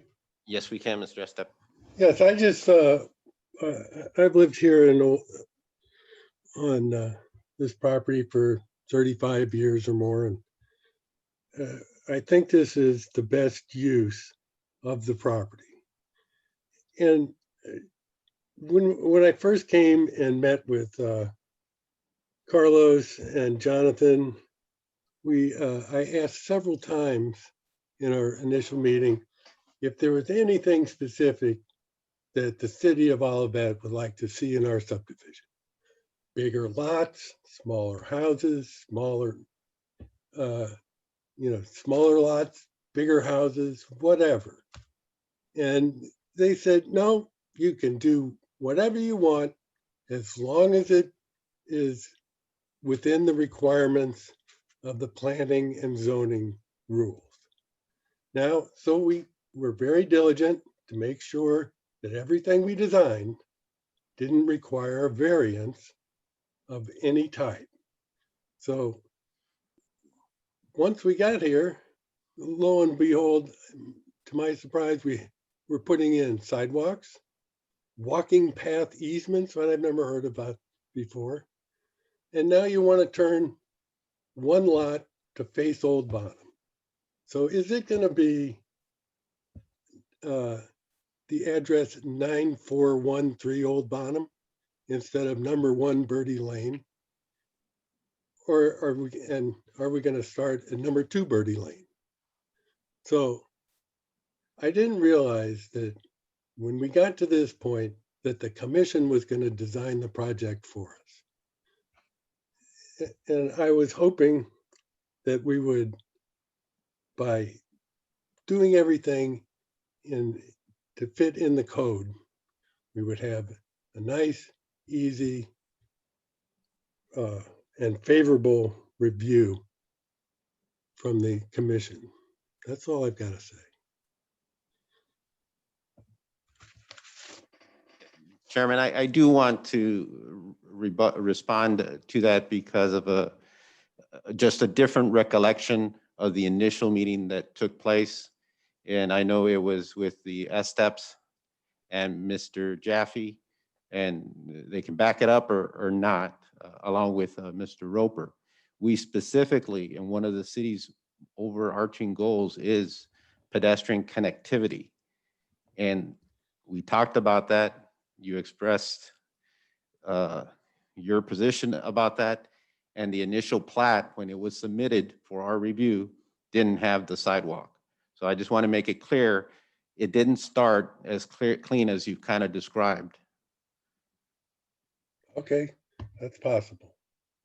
Well, and this is Richard Brophy. I'll just step in and say, you know, Olivet has some pretty clear guidelines for how we go about this process of platting and approving plans and so forth. The PCDC process is very clearly a public part of that process, and our charter and our charge is very clear. So respectfully, I think we're doing what we're supposed to be doing, which is making sure that the buildings and the plans for new construction comply with what the community at large is interested in having in their community.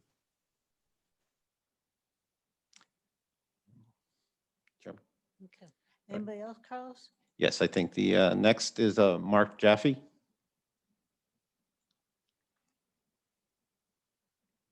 Mark, can you hear us? It takes a second here. There you go. Hi, thank you for hearing and entertaining me. I'm Mark Jaffe. I've lived at 9411 Old Bonham for 17 years now. I'm a builder and developer in the city. And the last project I wrapped up was on the 5700 block of McPherson. And it's relevant because when I started that block, we had to get site control of about 25 lots. 75% of the land was vacant, the torn down houses that were existing. 25% were remaining. And the point is we were trying to develop this and design it. And people were on my, they were pushing for the fact that they wanted the new houses to look like the existing houses. And I wanted to modernize it, saying, when I'm done with this block, my 75% of the new homes will be the majority and not the 25%. And that relates to Olivet, where we're talking about Old Bonham and the number of houses that face Old Bonham Road and the number of houses that face the lane. And I've been participating in this process with the STIPs. It's kind of a golden opportunity that the stars are aligning, where the STIPs and I are both in agreement in the phase of life that we're in to sell this to a developer. And I'm kind of, there's inconsistent application. I feel that the attorney used that word, and it just comes to mind about how we're trying to deal with the southernmost lot here. The way Sleepy Hollow was designed in the last couple of years, and the way Lynn Court was designed. I saw one on Price Mount, which is also a lane where there was a new house built on the corner. And I don't think this commission asked them to rotate that house that was facing for 50 years to the, on Price Mount, that is, facing to the south. Why not rotate it now to the Price Road? So I don't understand why we're being asked to do that at this point. I find that to be inconsistent. We've met all the requirements. This is, to my knowledge, in the 17 plus years I've lived in Olivet, but grown up around here, this is one of the largest developments. Berkeley Lane is up there too, but this is one of the largest developments in Olivet. We've got a first-class builder. We're building a first-class road. I've seen some other lanes in Olivet that do not have anywhere near the setbacks that we're doing, and we're meeting these codes. And I feel that this is just, it's arbitrary and capricious. When I've been driving past that old Chatham house on Warson Road for many years now. I've watched that for over 10 years, watched that landscaping mature. And I'm just really disappointed that we're having this much uncertainty after all these meetings. And what kills a deal for this developer will probably be uncertainty. And that would be disappointing. There's a lot of mature trees on the west side of our driveway that I wish I had on the east side of the driveway on my property that the STIPs had. And they're beautiful, probably 50-year-old evergreens that will probably, if you want to rotate the house, those will probably have to be torn down. And that would be a shame. On the eastern side of the property, you might have noticed I'm a beekeeper. I've had bees out there, and you guys discussed that. I've enjoyed listening to that conversation. But as they say, the horse left the barn with the houses facing. Well, the bees have left the hive with respect to how the house is oriented along Old Bonham Road. So thank you for your time. Thank you. Carlos, anybody else?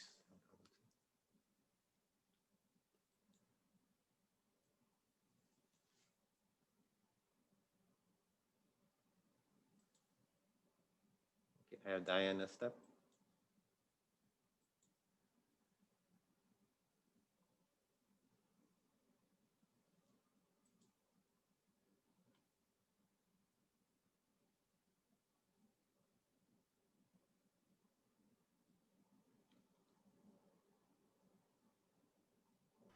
Hello, are you there? Yes, we can hear you now, ma'am. Oh, Diane? good. Diana. Thank you.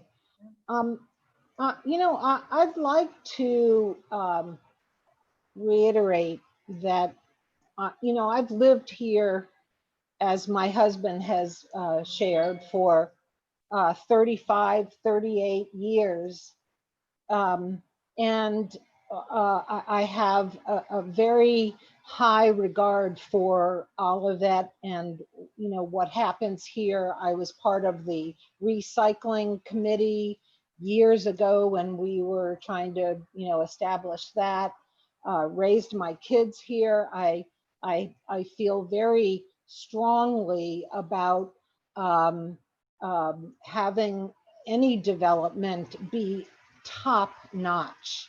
I will share with you that before the Jaffes moved in next door, we had developer after developer harassing us to, buy our property, and the plans and the ideas that they set forth were garbage. And we don't want to see a bad development. And when we were presented with the Freeman Group and did some research on what they do, we were highly impressed and feel that this developer will be the right fit for Olivet. I agree with 100% of what Karina Estep has presented to this commission.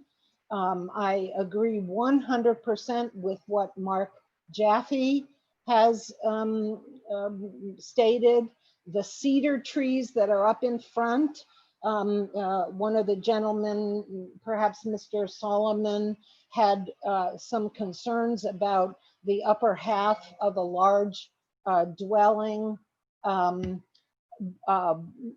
not being obscured by vegetation, but those cedar trees stand well above any second story of any house. And if they are cut down, I will forever be disappointed in this commission, this committee, to see that happen. I want to tell you all that I respect the challenge that you must face being on this committee and this commission. And as an Olivet resident, I appreciate your efforts so much in keeping Old Bonham Road as beautiful as it is. It certainly sets us apart from so many other communities. It is, the hallmark trait of Olivet is that the city encourages planting trees and other greenery, landscaping, and the people that live here are what has made and retained the special character of our neighborhood. And yes, it's my neighborhood, and I don't want to see a front-facing house on Old Bonham. I believe that as someone who enjoys spending time outside, both in front and in back of my residence, I would much rather. Yes. Wrap it up. Are you speaking to me? Yes, please. I'm sorry, I can't hear you. Okay. Carlos, you can. Yeah, you should be on. The public comments are generally limited to 3 minutes. Oh, I understand. I'm so sorry. One last thing. If there was anything additional to or specific, I think. Well, I think that privacy is a big issue, and a front face home on Old Bonham will not be very private, not for passerbyers and not for residents. Thank you. I do appreciate everyone's efforts here, and I know that you will make the right decision. Thank you. And Thank you, Car- Mrs. Step. If Carlos, there's anybody else, if you can raise your hand. It looks like we've covered everybody that was in the attendee. And I see Miss Karina Estep would like to address the commission one more time. Chair, is that okay? that's okay. Ms. Estep, can you hear me? Give her, I gotta transfer over one more.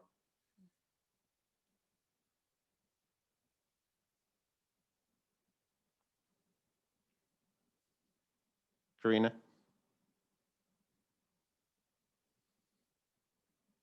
Can you hear me? Sorry. Yeah, Okay, I'll try to keep it to my 3 minutes this time. So, and I appreciate you hearing from me again. Inconsistent application. Hear me? What? You speaking into the mic? Okay. Ms. Estep, if you could confine your comments to about 30 seconds, because you've already spoken to the commission once. Okay, I just wanted to bring up another single loaded lane in Olivet. That's Downey Lane. It has a 15-foot wide street. Birdie Lane will have a 30-foot wide street. We will have a 13-foot street buffer on Birdie Lane. Downey Lane has a 4-foot buffer. There's going to be a sidewalk on Birdie Lane. There's no sidewalk on Downey Lane. And Downey Lane has a house on the corner of Old Bonham that faces inside the lane. And, you know, I think that that is a poorer version of, or a poorer application of what we're trying to do here. And I hope that, that you guys can see that this will be a beautiful, beautiful, high level build out. And I know that you guys will see that, but drive by Old Chatham, please, please, please, because it's gorgeous. You'll love it. Thank you. Thank you. Thank Ms. you. Carlos, anybody else? I think that covers everybody. And again, if you can just give me a short delay, but if there is anybody else additional that would like to speak, I think I got everybody. Okay. Madam Chair, Joe, did you have your hand up? it, Okay. Who's, Mike, were you going to talk? yes, if I could, Madam Chair, I want to also look at Mr. Solomon, Mr. Ed Solomon had brought up a point that we might want to maybe explore. And that point was the reason our house is faced and is a right-hand garage with the entryway to the to that lot one is at its far right-hand side is because the city has a requirement of 100 foot from the center line of Old Bonham to our driveway. If that could be paved, we could then flip then we could scoot the house over.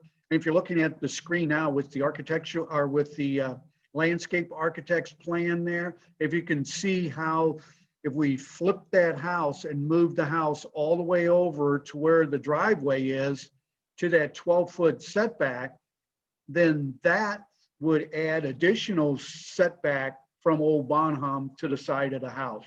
I just thought I'd build off of one of the comments that was made by one of the residents. Great. I think something we would look into that might require some type of appeal to the Board of Adjustment. And I'm not sure how you would justify a hardship, but we'll look into that. And if that's something, you know, we can do. The other aspect is, I mean, codes are meant to be changed over time, just like the current subdivision plat process is. If that's something that we can look into trying to amend. So there's a couple of options for the petitioners to consider. But I'm not aware if there's any leniency in the code to do it administratively. So, but we will take a look. I think it's worth the discussion. I think it's even worth the consideration of the petitioners to pursue it. Okay, Carlos says, are we ready to move on? Yes. Any other discussion on the part of the commissioners? Okay, I'd like to move on to our next agenda item. Okay. 1 second here.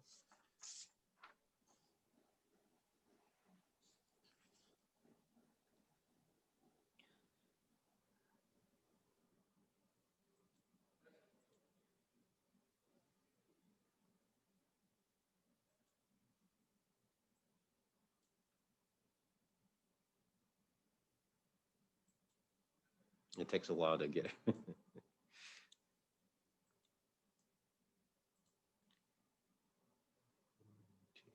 Just want to make sure I didn't transfer any of the commission members.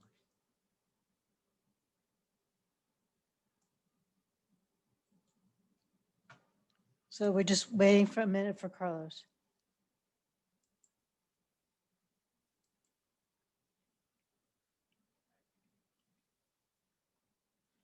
All right, I think we're all set. Okay, so our next agenda item is moving down back to discussion items. We're on stormwater management. So do we have anything to talk about there, Jonathan? At the last coffee with the mayor in November, Mayor Springer met with Rob Kennedy. He is the rainscaping coordinator or program manager for the Missouri Botanical Garden. And he provided a discussion on, and it went over, I believe, at least 40 minutes to maybe an hour or so.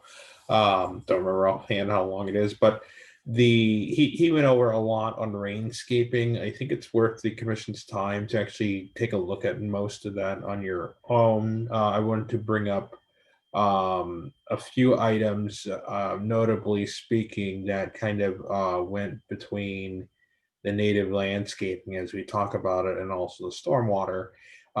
They mentioned the item of what they call tidy edges.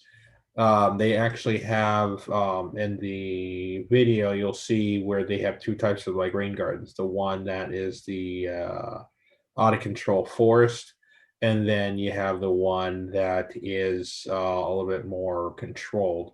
And Mr. Kennedy went through that aspect, and we also went back to it later during the discussion. So they, like, in particular, he talked about fencing, having some type of fencing that is around. I know right now we have the ornamental standard fencing. So if you wanted a fence in your front yard, it could be no more than 3 feet height and has open space requirements as well. And it can't be chain link. So we discussed. Interrupt, Jonathan, just to make sure. I just added you. If you wanted to just share your screen, so I wasn't sure. Oh, sure. You know, I'll yeah, let's do that. I'll just go to that quickly as we enough with the issues and things. Here to present you with some solutions today. So when we're talking about, you're not going to have those same hard pan issues.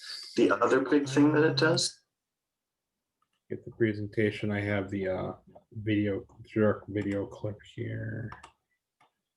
I'm just gonna play a moment of that because I think that's worth the commission's time just to take a direct look at. so sometimes it can look wild. I'll go to the next slide, right?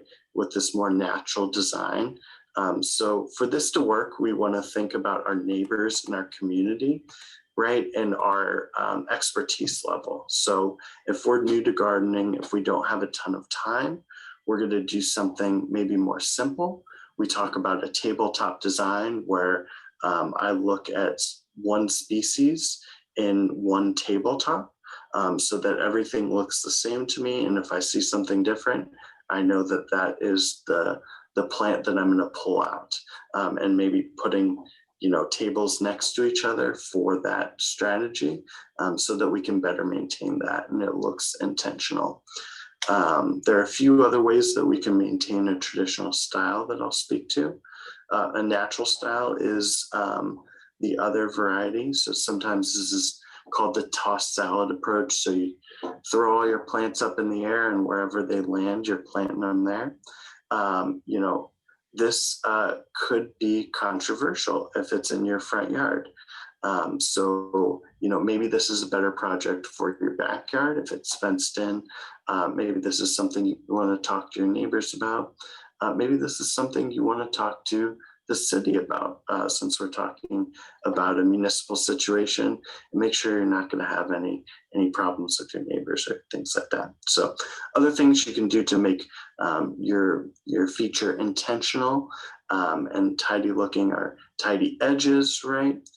Maybe leaving some turf, not taking out all the turf, so that you can differentiate, look, this is my garden where the plants are versus this is where my turf lawn is. Signage is often a good step for that as well. So just going through a few native plants, I'm going to And that right there, along with where you see kind of like the rock. So there is, a difference between what is intentional in the front yard that's going to be seen by the public, also could be approached by the public, walking down the street. And what you definitely want to have some type of at least control. You have the turf area that's lower. Nothing's going to, rub against you. You have, if you don't have a fence, you might have rocks of a certain color and variety where it actually looks really intentional. Even like in this one here with the rock, they have the little rubber item around just so it makes it look, and you have limit the species that you have, not to get too in depth, but like you mentioned, the toss approach where you just toss up and do a variety, this is a little bit more thought about. So that's really, it's worth looking at the entire video. I know this is 106 minutes or 66 minutes, but it's a really good discussion on going back to how you recognize this. We use this look a lot.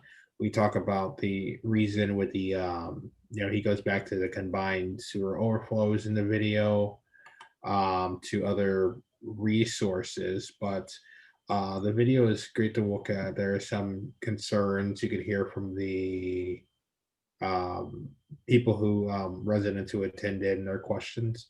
But other than that, that's really all I have to discuss tonight. If there's any questions or comments the commission may have at this time. Good. Thank you, Jonathan. I need to put that video on my list of things to do. And we'll send out a link. We should have done that last time. But Jonathan, we can forward a direct link. It'd be easier to access. That'd be great. It's a good reminder as well. Will do. Anybody have anything else on stormwater tonight? No, that was the part I wanted to go over tonight. So that's it. Thank you, Jonathan. Yeah. Should we move on to other business? Chairman, and we did not prepare any meeting minutes for your reviews. My apologies on that. Okay. And do we have a planning commission's report? Yes, just a couple of things. The council will be having a meeting next Tuesday on the 8th and a special meeting on the 15th for this month. They will not have a meeting on the 22nd, which is generally their regular meeting date due to the holidays. And then for January, they'll begin with a work session on the 5th, and then their regular meeting dates are the 12th and 26th. For us, the commission, we have our next meeting will be Thursday, December 17th. We have several petitions for consideration. It should be an exciting meeting.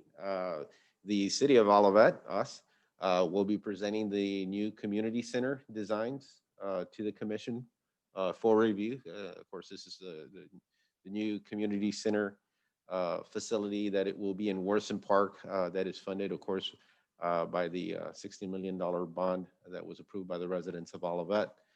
And that is one component, of course, of all the improvements, as they're making other improvements throughout the park. So that'll be pretty neat.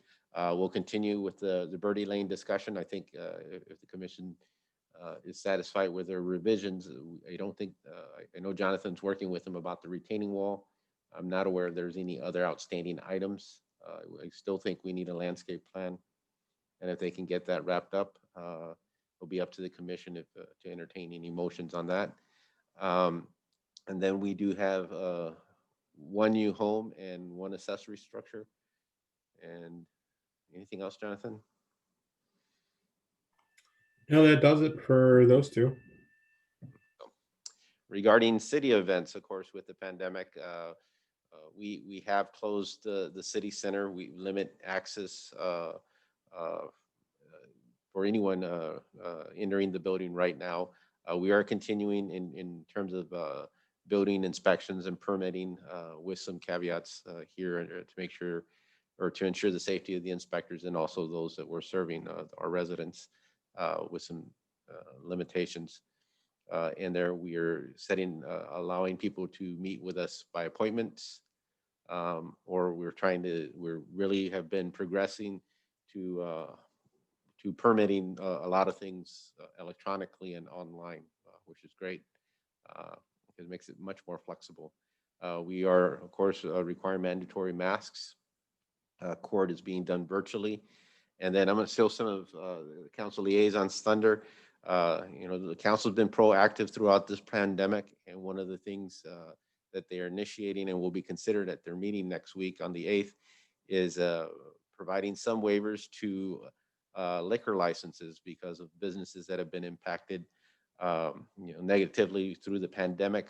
And it's not necessarily like the liquor store, but if you think about all these restaurants that have bars, and given the limitations to access or to dine in, they've been impacted and the council has had discussions of looking at some equitable solutions to minimize the license fee, especially if within the past 8 months you were not able to capitalize on your full services as you would in a typical year. In addition to that, the council has decided to extend the deadline for the 2021 business licenses, and that impacts all the businesses and all of that. And I believe they're going to provide for a 4-month extension. Now, our business licenses, it is a progressive tax because there's merchant licenses that are based on sales. So if your sales have been impacted by the pandemic, your tax fee will be lower. Will reflect that relation. And then there are service licenses, and that many of those are based on the number of employees. So if you've had a drop in employees, then you would also have a drop in what your license fee would be. But there are some flat fees that are not equitably applied. This will give at least a lot of our businesses some time to at least focus on a lot of other issues that they have to, especially coming towards the end of the year before having to pay for their upcoming licenses. The city's also been proactive, reaching out to businesses regarding outdoor seating. Really, Chevy's there at 9119 was the only business that really took an opportunity to work with us, and we kind of expedited the permitting process for their outdoor tents. And I think they're really the only facility right now that's taking advantage of it. But I do urge all of us to patron our local businesses. It's been impacted, but the mix of businesses that we have through the process of the commission and all our planning efforts has been pretty resilient. So, and we do have some new businesses that have opened. I think there's a new sports collectible facility at Olivet Center. Their occupancy was granted this week, and along with, and I'm going to probably mispronounce it, Taiki Shaba has relocated from its university location here to Olivet Center. And they got occupancy this week, and I'm assuming he's probably going to open up by week's end, or if not early next week. So great catch for Olivet and having them here. For Public Works, they're in the process of the third round of leaf collection that started this week. I know they've already done north of Olive. They were working on between Olive and Old Bonham today, and then the next would be the area south of Old Bonham this week, and then they won't be back out, I think, till December 16th, where they'll go, of course, to the 3 areas. And there for Parks and Recreation, restrooms are closed already for the season. Playgrounds, even though weather may not be as conducive, but they are still open, and they do follow a cleaning and disinfection process as set out by the county. Community center has also been closed, and of course the current limitations have impacted the basketball clinic, winter break. All those have been canceled. GRG Centennial Trail update. You'll see a lot of the proposed improvements at our next meeting, because the trail kind of windows around the community center. So you'll get a better idea of where they're at. And of course, the component from Dealman to Warson is the first part of the trail that will be developed. Regarding developments, nothing different than what we've provided. And their development does move slow, and then you add the pandemic, and it makes it even slower. But Olive Crossing MSD still has access on the site. They didn't want any disruption while they were placing the 2 sanitary relief lines. One is part of the 82nd Street, and that's going to connect to Hilltop. And the cones were out this morning. Anticipate that there will be some road disruptions on Olive at I-170 because they have to bore underneath Olive and connect to a line that runs north to south on Hilltop in there. And then there's another line that's going south. That one is probably 50% through that site. And that one's actually going to take a couple of years, just getting through Olive Crossing and out of there. And then the developer can then move on with their construction. We've talked to them about how the construction will be phased. And the next step after MSD is complete is for them to go in and do MSD improvements that are associated to the development. And after that, then they will place, I think Ameren is supposed to come in and relocate the power lines, bringing them down underground. And then the site will be graded or prepped up for development. So that is their the schedule. The city center, if you've had an opportunity to take a look at that, the garage is pretty well up, and the footings for the apartment complex are in place. Well, the outline of the footing for the apartment complex is in place, so that one's progressing pretty well. Everybody else has somewhat been kind of on a hold, but committed to continue their developments. That includes the Plant Haven, Easy Storage, and Firestone. But they're moving cautiously, but we know that they're committed in terms of site ownership, except for Firestone. That one is still going through the process, but they've indicated that they're still committed to going through that site. Matter of fact, they had just submitted plans to MSD for their final review, so they're still continuing through their process. That kind of wraps up that aspect of it. And Chairman, I'd be glad to answer any questions anybody may have. Any questions from the commission? None here. Okay, are we ready for a council report? Missy, are you there? Yes, ma'am, I am. Again, thank you all for what you do. Carlos always does a wonderful job dealing with summarizing things. He can always steal my thunder because I just want the city to do what Carlos does and what you planners do and PCDC commission members do, improve all of that. So the only thing I really have to add to what Mr. Trejo said was a turkey trot. You know, we were all informed. Over 400 people participated. The monetary amount collected so far that I saw today was at $3,000. Our goal was 2,500. So thank you all for that if you participated.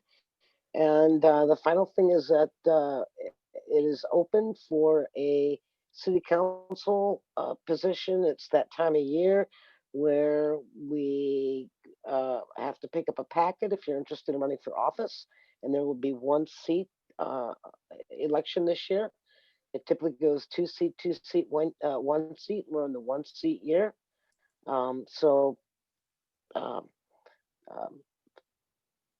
That's kind of where we're at. Doesn't mean that someone's not interested in running again. It's just the fact that it is out there and anyone can deal with a nominating packet and do the requirements that the city of Olivet and its charter reflects needs to be done, so that we just don't have an onslaught of people who may not be that serious with regard to the commitment that we all know you have to do and we have to do. So with that, that's pretty much my report. It's the holiday time. I wish you all the best. I will see you again on the 17th and wish you one more time to have a happy holiday. Thank you. Does anybody have anything else they want to add before we close?